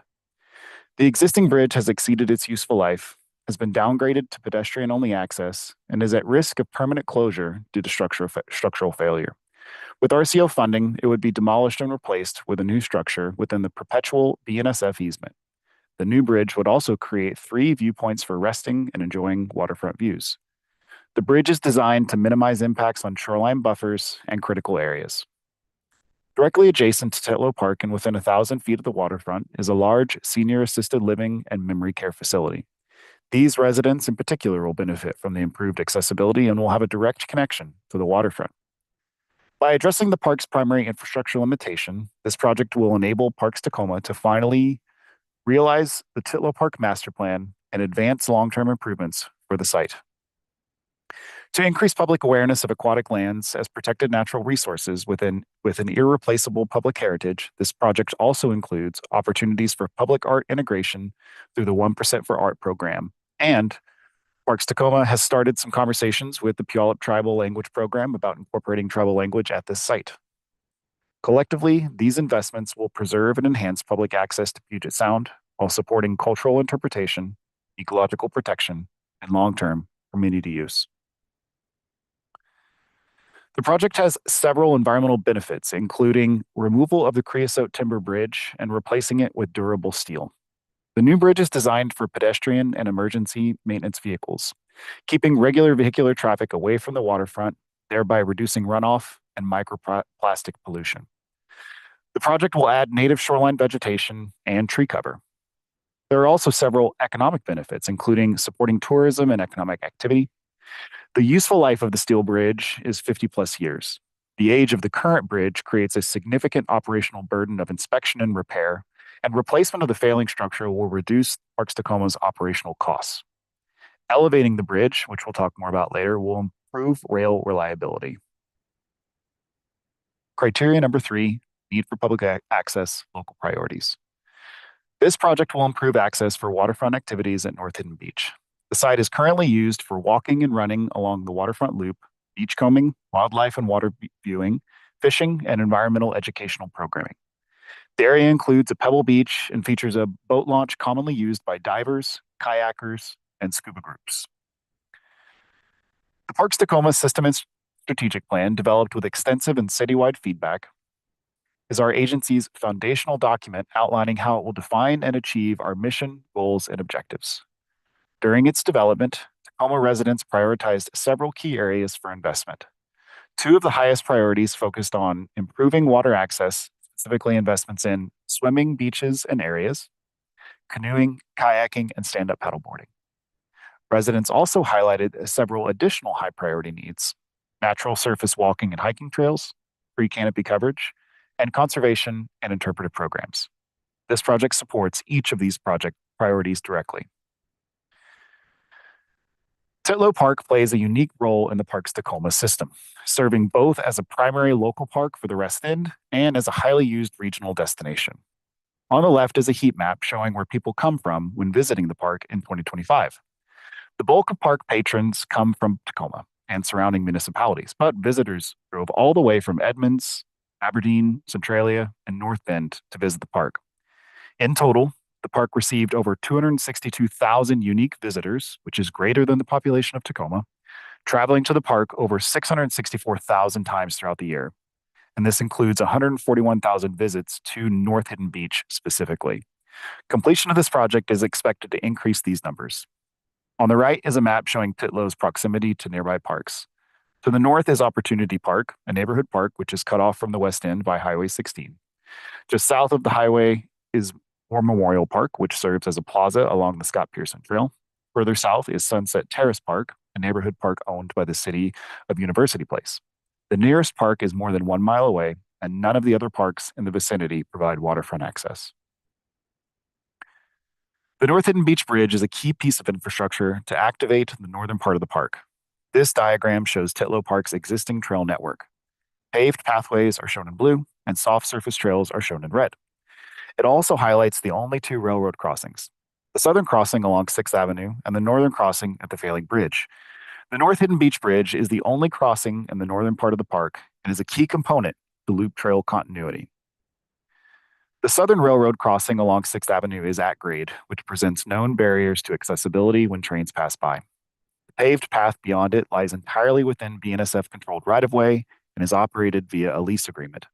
Past that, the trail transitions to a soft surface for approximately 1,500 feet before reaching North Hidden Beach, further limiting accessibility. North Hidden Beach is therefore the clear choice for public investment. North Hidden Beach Bridge is the clear choice for public investment. Parks Tacoma holds a perpetual bridge easement with BNSF, allowing replacement in the current location. The bridge already connects to a park-zoned paved pathway that leads to 6th Avenue and the rest of Titlow Park, with potential for a future ADA parking area within 1,000 feet of the beach. Using the existing location avoids tree removals and grading that would be required if the bridge were to be built elsewhere. The Titlow Master Plan identifies this project as key to preserving long-term waterfront access. The existing bridge, constructed in 1939, is deteriorating structurally and was closed to all vehicular traffic in 2019 due to safety concerns. It is inspected annually, and if the condition continues to worsen, it will be permanently closed to pedestrians. Until it is replaced, this portion of the park cannot be accessed safely by emergency or maintenance vehicles, creating significant public safety concerns. Because of this, the Titlow Park Master Plan also identifies bridge replacement as a critical and urgent first step towards future improvements at North Hidden Beach. Criteria number 5, project scope, public access. North Hidden Beach is used to be home to the Tacoma Outboard Association, otherwise known as TOA, a long-standing nonprofit promoting community-oriented boating and water activities. When the bridge was downgraded to pedestrian-only access, the association was forced to move locations and the building they occupied was demolished. Today, the site includes beachfront, a boat launch, commonly used by divers, kayakers, and scuba groups, remnants of the former TOA building, and the failing pedestrian bridge.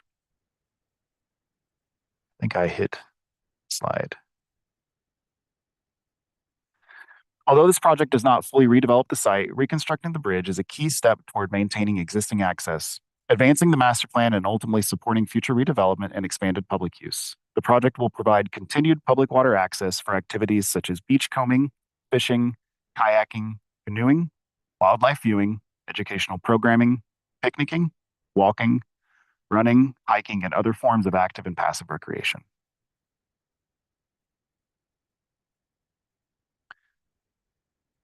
The project will demolish the existing bridge, footings, and roadway and construct a new bridge designed primarily for pedestrians, but allowing emergency and maintenance vehicle access.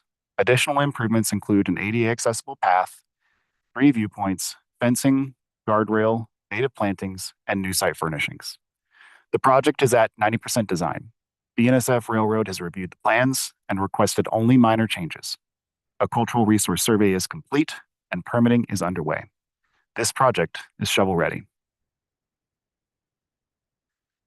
The site plan shows the ADA accessible pathway to the beach on the west, the bridge spanning the tracks in the center, and the paved access road and trail connection on the east. The new bridge will be delivered by barge and unloaded onto a staging area located on the beach side of the site. Criteria number 8, development design fit. The design of the new bridge aligns with the need, location, and project scope in several ways. The existing bridge is not ADA compliant. The slopes are too steep, and the decking is made of wood planks with significant gaps between them. The new bridge resolves these barriers by maintaining compliant run and cross slopes. The new bridge will include more compliant concrete surfacing that better accommodates mobility devices and controls stormwater. The existing bridge also does not meet modern BNSF standards. The new bridge will provide an additional 3 to 5 feet of vertical clearance, meeting BNSF requirements and supporting rail continuity and reliability. Lastly, the existing bridge does not have a significant fence separating users from the railroad tracks below. The new design incorporates tall fencing to prevent objects being thrown onto the tracks and is engineered to be non-scalable. The existing pathway from the bridge to North Hidden Beach is too steep for ADA access. The new pathway meets ADA slope requirements by meandering down, thereby creating 3 new viewpoints to the Puget Sound, allowing users to rest and enjoy views of the water. The project includes more than 900 native shoreline plantings to enhance the site's ecological health and natural beauty. Criteria number 9, development design budget. The total estimated cost of this project is just under $4.4 million and will be partially funded by the voter-approved 2026 bond dollars and a previously received Washington State Department of Commerce grant. Parks Tacoma is applying for 2 RCO grants to support the project, including a matching request through the WWRP Water Access Program. These costs are derived from the 90% design estimates prepared by a professional cost estimator, including appropriate escalation. This total also includes actual costs incurred to date since July 2024 for eligible pre-agreement expenses, such as design, permitting, and cultural resources work. The largest costs are associated with site preparation, demolition, and new bridge fabrication and installation. Permitting and 100% design are expected in early 2027, with construction anticipated by fall 2027. Construction is projected to take 12 months. Criteria number 11, project engagement methods. To develop the system and strategic plan, Parks Tacoma conducted extensive public outreach, including focus groups, public meetings, a statistically valid survey completed by over 500 households, a recreation trends analysis, and geospatial mapping. Within the Northwest Planning area where Titlow Park is located, a dedicated in-person focus group was held in 2023 to address service gaps in Tacoma's West End. Parks Tacoma has also engaged the community through the Titlow Park master planning process. In the early 2010s, Parks Tacoma developed a master plan for Titlow Park, convening a steering committee and holding multiple public meetings to gather input. When Parks Tacoma became aware that the North Hidden Beach Bridge was failing and that the Tacoma Outboard Association would no longer operate the site, we initiated an update to the master plan in collaboration with the nearby community. This update is currently underway and includes ongoing community engagement through public meetings, a community workshop, and site tours, and an online survey to gather feedback and inform the design. Over the past several years, Parks Tacoma staff have regularly presented to neighborhood councils, including the West End Neighborhood Council and West Slope Neighborhood Coalition, to solicit feedback from the approximately 30,000 residents who live near the park. The most recent of these presentations was in July of this year. Criteria number 12, project engagement community. This graphic shows the full results of the system and strategic plan's top investment priorities for the Northwest Planning Region. This project directly addresses 4 of the 7 community priorities, including the highest rated water access priority, swimming beaches and areas. The new ADA path provides safe, convenient access for water-based recreation. The project also supports community goals by maintaining loop connectivity for natural surface trails within the Titlow Park and by increasing tree canopy through the planting of more than 130 native trees. In addition, the project offers opportunities for public art integration and serves as a keystone investment for maintaining access within this regional park.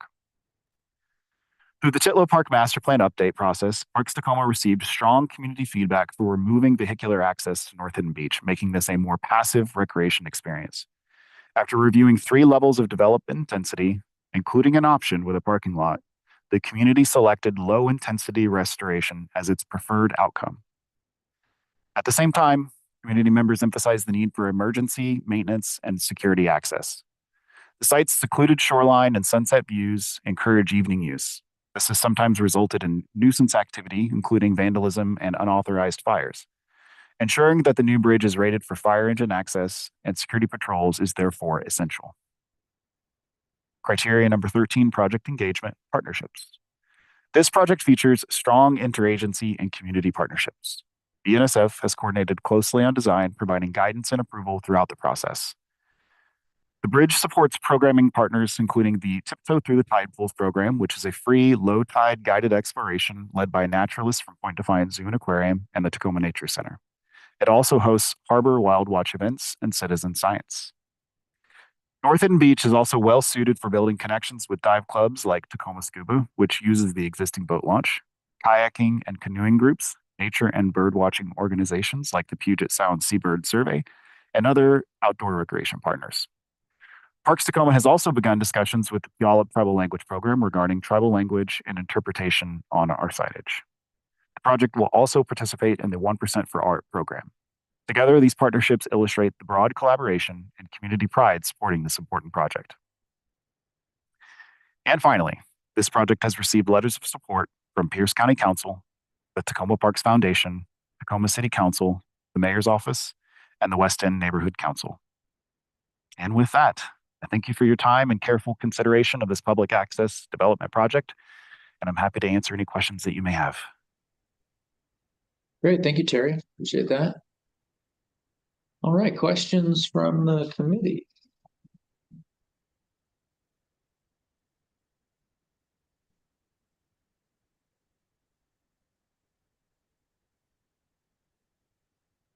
Anything you need clarified, want to go back and look at?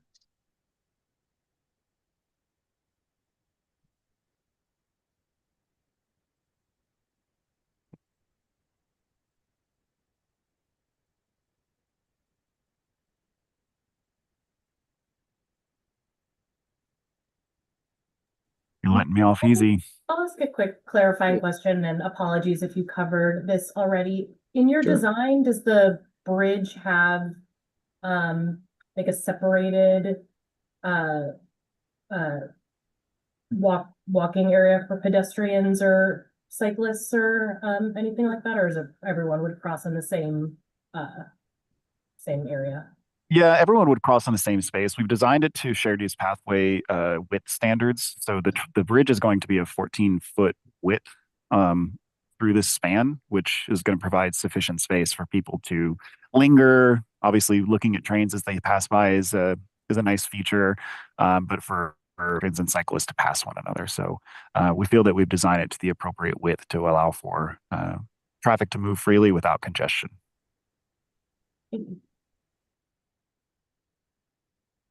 Good, thanks. Other questions on this one?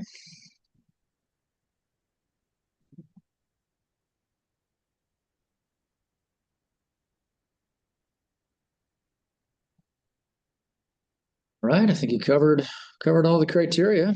So don't see any other hands. Thank you very much, you guys. Yeah, thank you so much for your time. Hope you all Thank have you. a great rest of your day. All right, thanks. You too. Bye-bye. All righty, we'll move to our last presentation of the day. Looks like Bellevue is here. Welcome to Bellevue, and this is one of our two land acquisition projects that we have in ALEA this year. So let me pull that up for you. Hello, Betsy, Kim, and Ryan. Welcome.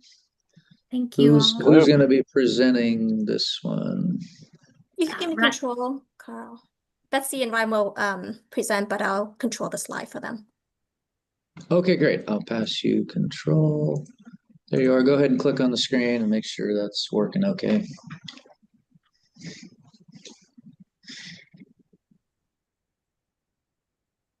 There we go.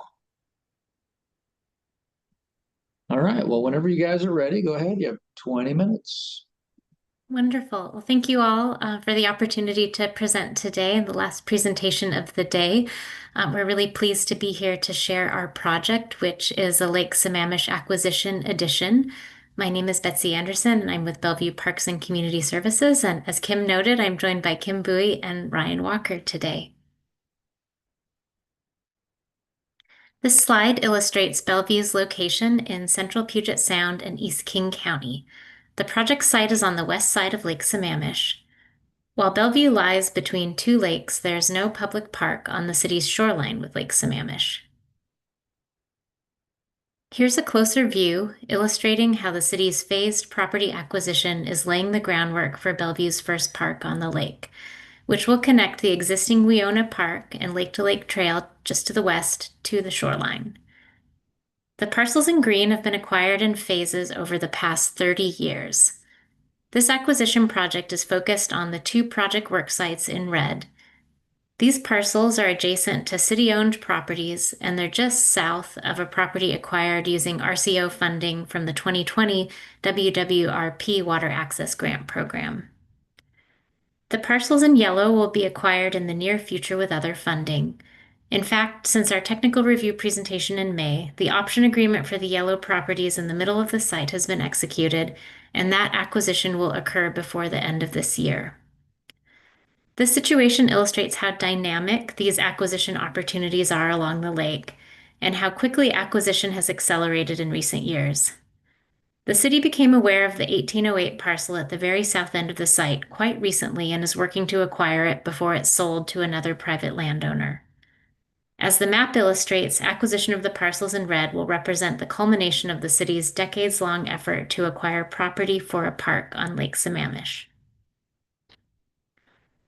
Goals for this project include meeting the city's longtime vision to provide a park on the lake and connect the Lake-to-Lake Trail, the protection of more than 500 feet of public shoreline, and the ability to provide easier access into the site through the 1808 property, which offers a much gentler topography. Criterion 1 fit with public access goals. The shoreline of Lake Sammamish in Bellevue is highly privatized, as you can see in this photo, with significantly altered shoreline conditions. This acquisition will allow the city to provide a brand new recreational aquatic opportunity for the whole community and not only for a few private landowners. Despite its lakeside location, only 12% of shoreline in Bellevue is publicly owned, and all the city's public park sites are on Lake Washington. Comparing the dots on the map, which represent launch and landing sites for non-motorized watercraft, you can see that Lake Sammamish has only 3 mapped sites, compared with 67 sites mapped on Lake Washington and 4 sites mapped even on Green Lake in Seattle. So this represents a significant new recreational opportunity at a regional level. The addition of this project to the city's previous acquisitions will enhance the city's ability to develop a park site that allows a balance of recreational use at the water's edge and restored shoreline areas that will enhance native salmonid habitat. The southernmost parcel in the project, which you see here on the left in both the photo and the drawing, allows access into the site through a much gentler slope. This will reduce the need for soil disturbance, protect mature conifers with reduced grading, and provide additional opportunities for both water-based recreation and environmental education. This acquisition also provides the opportunity to remove hardened shoreline elements, as you see in the photo on the left, that are not supportive of native salmonids such as kokanee and coho salmon.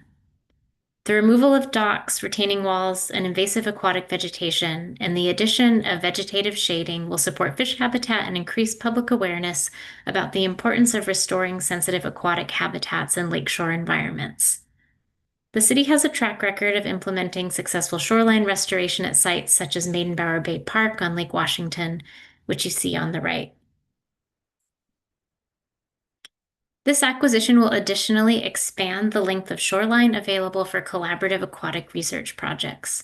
For example, the University of Washington School of Aquatic and Fishery Sciences has been conducting research in recent years using the city-owned shoreline parcels. And here you can see one of the floating wetlands that they've deployed to better understand benefits to juvenile salmonids and water quality. Criterion 3, need for public access, local priorities. Trails and beach parks are in the top tier of most frequently visited park facilities by Bellevue residents, according to a statistically valid survey that was conducted for the city's most recent Parks and Open Space System plan. The vision for a waterfront park and publicly owned shoreline on Lake Sammamish is a long-held goal for the city and its communities, and it's articulated in multiple adopted plans, including the city's comprehensive plan, its Parks and Open Space System plan, and others. The vision for a final terminus of the Lake to Lake Greenway Trail is also decades old. The trail, which is seen here in red, was established in the 1980s as a green belt connecting Lake Washington to Lake Sammamish. The approximately 10-mile trail and greenway protects valuable habitat, including significant riparian areas, and provides a network of trails for public access. Although park acquisitions along the route have helped to realize the vision over the past 40 years, and the trail exists throughout the city, it reaches the 93-acre Weona Park, but does not extend past the park to the lake shore. This acquisition effort therefore also lays the groundwork for that long-awaited park connection at the trail's eastern terminus. It will additionally facilitate improved wildlife connections through Weona Park to the water, which are important given the park's remnants of old-growth forest. And a trail connection to Bellevue's other neighborhoods to the west will greatly increase public access to a shoreline within the city that has remained available to only a few limited private landowners. One of those western neighborhoods, Lake Hills, is actually the city's most populous residential area, which you can see in the map on the right in the black shading. The dark color corresponds with high population density in that map. Criterion 5, project scope, public access. This project is for acquisition of 2 lakefront properties. The photos illustrate a potential public access route through the southern property, as well as a view toward the 2 properties from the lake. Existing single-family homes on the parcels are less than 45 years old and would be demolished to provide interim public access before the park is fully constructed. The future park site is also characterized by mature Douglas fir and bigleaf maple, as well as steep slopes, although these southern parcels afford a much more consistent and gentler slope to access the beach below. This map illustrates the location of the subject parcels in red and the connection that they would allow to the Lake-to-Lake Trail and Weona Park. This would involve a crossing of Westlake Sammamish Parkway that's made much more direct with acquisition of the southern parcels. The 2 section lines, N and S for north and south, will also show that the slope through the southern part of the site for this connection is much more favorable than the northern part. Section N, which is located at the northern edge of the Weona Park connection, is much steeper when compared to Section S in the red below. If you can follow the red section line, which corresponds with the proposed acquisitions, you can see that the slope is much more consistent, requiring less grading and less slope disturbance. And I'm going to hand the floor over to Ryan to complete the rest of this criterion. Thank you. And as Betsy mentioned, the addition of 2 shoreline parcels to the city's future waterfront park will also greatly expand recreational opportunities and accessible circulation routes throughout the future park site. Expected recreational opportunities in the full park include swimming, beach access, launch of non-motorized watercraft, trails, wildlife viewing and interpretation, and play areas. the first opportunity along Lake Sammamish in Bellevue for many of these amenities. And ultimately, this project makes possible an addition of almost 30% to the park footprint, increasing it to nearly 3.5 acres, including also an additional 125 feet of shoreline. And to get a sense of the park in its totality and relative future condition, the image on the right is AI generated and illustrates the expected future public access compared to today. And this is for example purposes only. The addition of the subject parcels will allow a more significant portion of the site to be devoted to shoreline restoration. The conceptual restoration plan will be developed during the master planning process, which follows acquisition. In terms of access for non-motorized watercraft, you can see from this map that current opportunities are grouped at the 5 public parks at the north and south ends of Lake Sammamish. Recreational usage patterns strongly correlate and suggest that this site provides an important new recreational opportunity in the middle of the lake. Criteria 7, urgency and viability. So the city does not expect the opportunity to purchase contiguous parcels from willing sellers to arrive again in the next 40 to 50 years. Recently, there has been a significant turnover of existing houses and parcels along West Lake Sammamish, as longtime property owners who built houses are downsizing or passing away. It's really a generational opportunity, and this screenshot from Zillow illustrates some of the recent sales activity. So we have a map on the right, and that is oriented to match the photo's view uphill from the lake on the left. As demonstrated by recent property sales, single-family parcels are selling quickly, and it only takes one sale in the wrong place to adversely impact the future vision for this park. And both of these parcels, 1808 and 1802, are or were owned by aging landowners with significant life changes, and there's a need to sell urgently. So property 1802 was acquired in 2024 under a RCO waiver of retroactivity. The owner's health was declining quickly, and if the city hadn't acquired the property, it would have been listed for sale. 1802 is also one of 3 properties that uses the shared access driveway noted in white with the RCO funded city property to the north. It was important for the city to acquire the property to gain control of the access for the future park. The owner of the southern parcel, 1808, is in a financial position where they need to sell immediately and will move forward with another party if the city doesn't act soon. This slide describes the expected timeline for site acquisition, interim public use, and full park development. So following the RCO grant award timeline in 2027, the 1808 property would be acquired the same year with a leaseback option for up to 2 years. The owner has an emotional attachment to the property and wants to stay on the property as long as possible. However, they understand the requirement for public access if grant funding is provided for the acquisition and are amenable to the suggested timeline. When that leaseback term expires, the structures may be demolished for interim public access. While the project site is open for interim public access, the city will then start the master planning process for the new park in its entirety. Due to shoreline permit requirements, the city anticipates that construction of the new park will start in 2034 and be completed about 2036. Parks and Community Services currently maintains the city-owned properties and would continue to do so through all phases illustrated on the slide. Criteria 11, project engagement methods.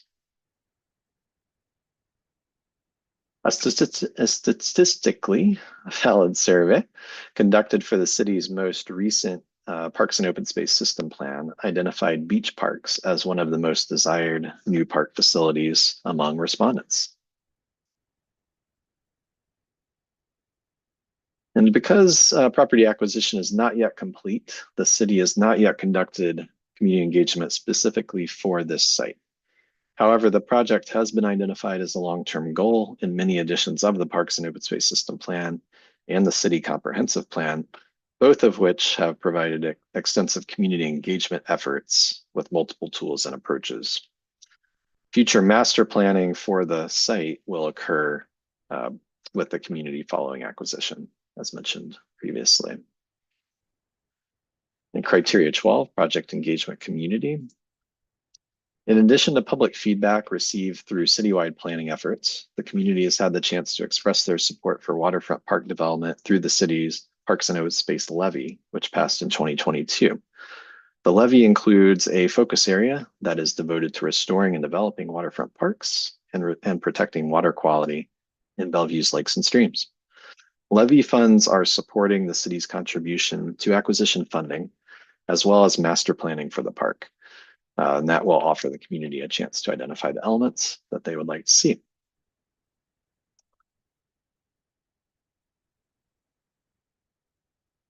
In addition, there is support for the park from nearby neighbors in the Westlake Sammamish neighborhood. We know from past community outreach opportunities that a park on the lake is high priority for the neighborhood. For instance, in 2024, the Westlake Sammamish neighborhood was the focus of the city's neighborhood enhancement program, which allows residents to propose projects to enhance their immediate neighborhood areas. As you can see from the sample quotes provided on the slide, several residents expressed strong support for a park on Lake Sammamish. And in addition, the city has owned property in this location for 30 years and has been building community relationships throughout that entire time. Criteria 13, project engagement partnerships. The city's phased acquisition of property has allowed Parks and Community Services to identify several potential partners and begin to collaborate with some of them. These groups include Washington Water Trails Association, Save Lake Sammamish, Trout Unlimited, Lake Sammamish Kokanee Work Group, and the University of Washington School of Aquatic and Forestry Sciences. Partnerships and support are clearly demonstrated by the city's past success in raising grant funding to support these acquisitions, which is summarized here, and does include significant funding contributions from King County Conservation Futures. The city is also applying for a WWRP water excess grant for this project as part of the match. The city does have acquisition funding ready and is committed to that sponsor match. Finally, I will leave you with this view, which is typically reserved for those who can afford a $3 to $6 million house on Lake Sammamish. However, this could be the east end of the city's Lake to Lake Trail and allow all residents the chance to enjoy this view. We invite you all to continue to be part of this effort, and thank you so much for your consideration. Great, thank you. All right, committee members, questions on this property acquisition?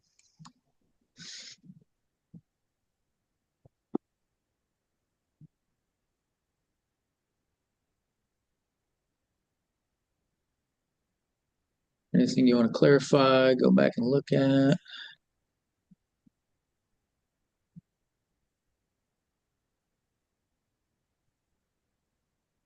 Here we go.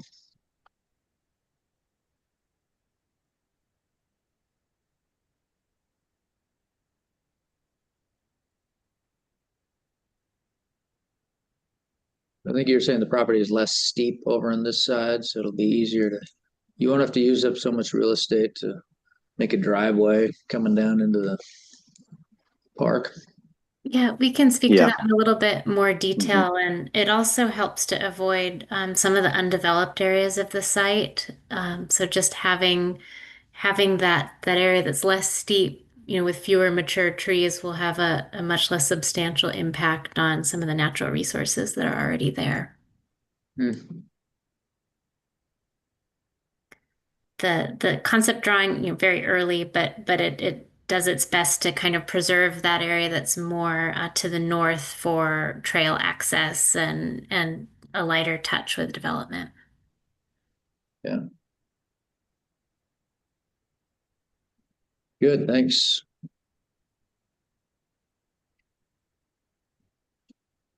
All right, anything, Chris, go ahead. The silence kills me. You guys did a great job on this. That's why there's probably so few questions. And I don't even know if this is really a question. It's probably way too early, but I just think the partnerships with all the different groups are neat to have. And I did notice there's a small stream on the north. It looks like, I can't tell for sure. It might be like on the property line of the northern site. That green edge over there. But whether my map is correct or not, or it could be completely culverted under the roads.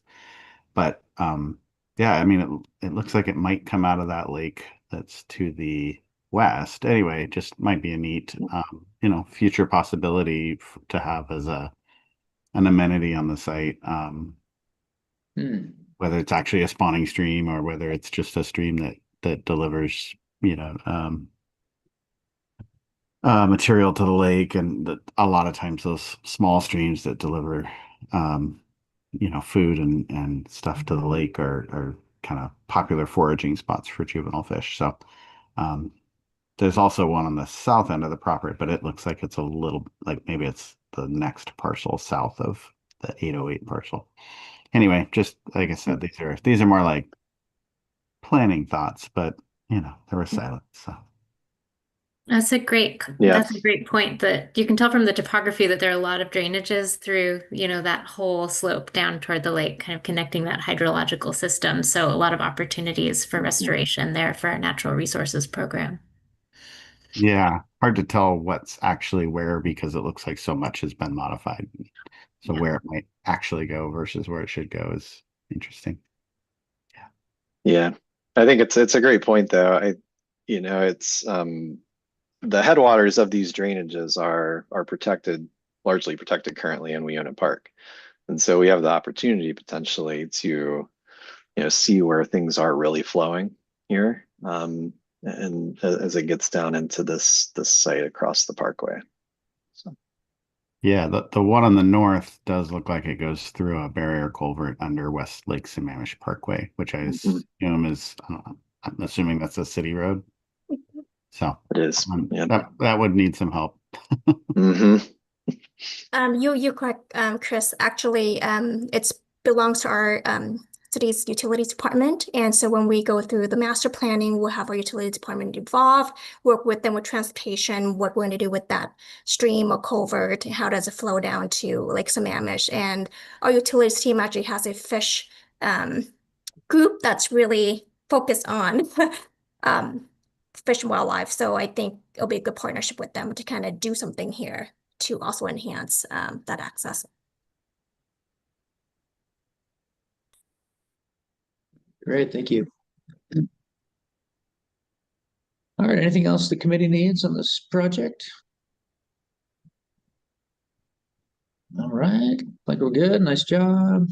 Thank you for joining us and presenting. Thank you for your time. Thank you. Appreciate it. All right. Have a good rest of your day. Same. Good luck.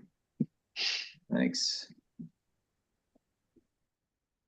All right, folks, we have arrived at the end of day one. If committee members and RCO staff, if you want to hang on the line for just a minute, we will wrap up. But again, that takes us to the end of day one of Aquatic Lands Enhancement Account Grant Evaluations. We looked at 10 projects.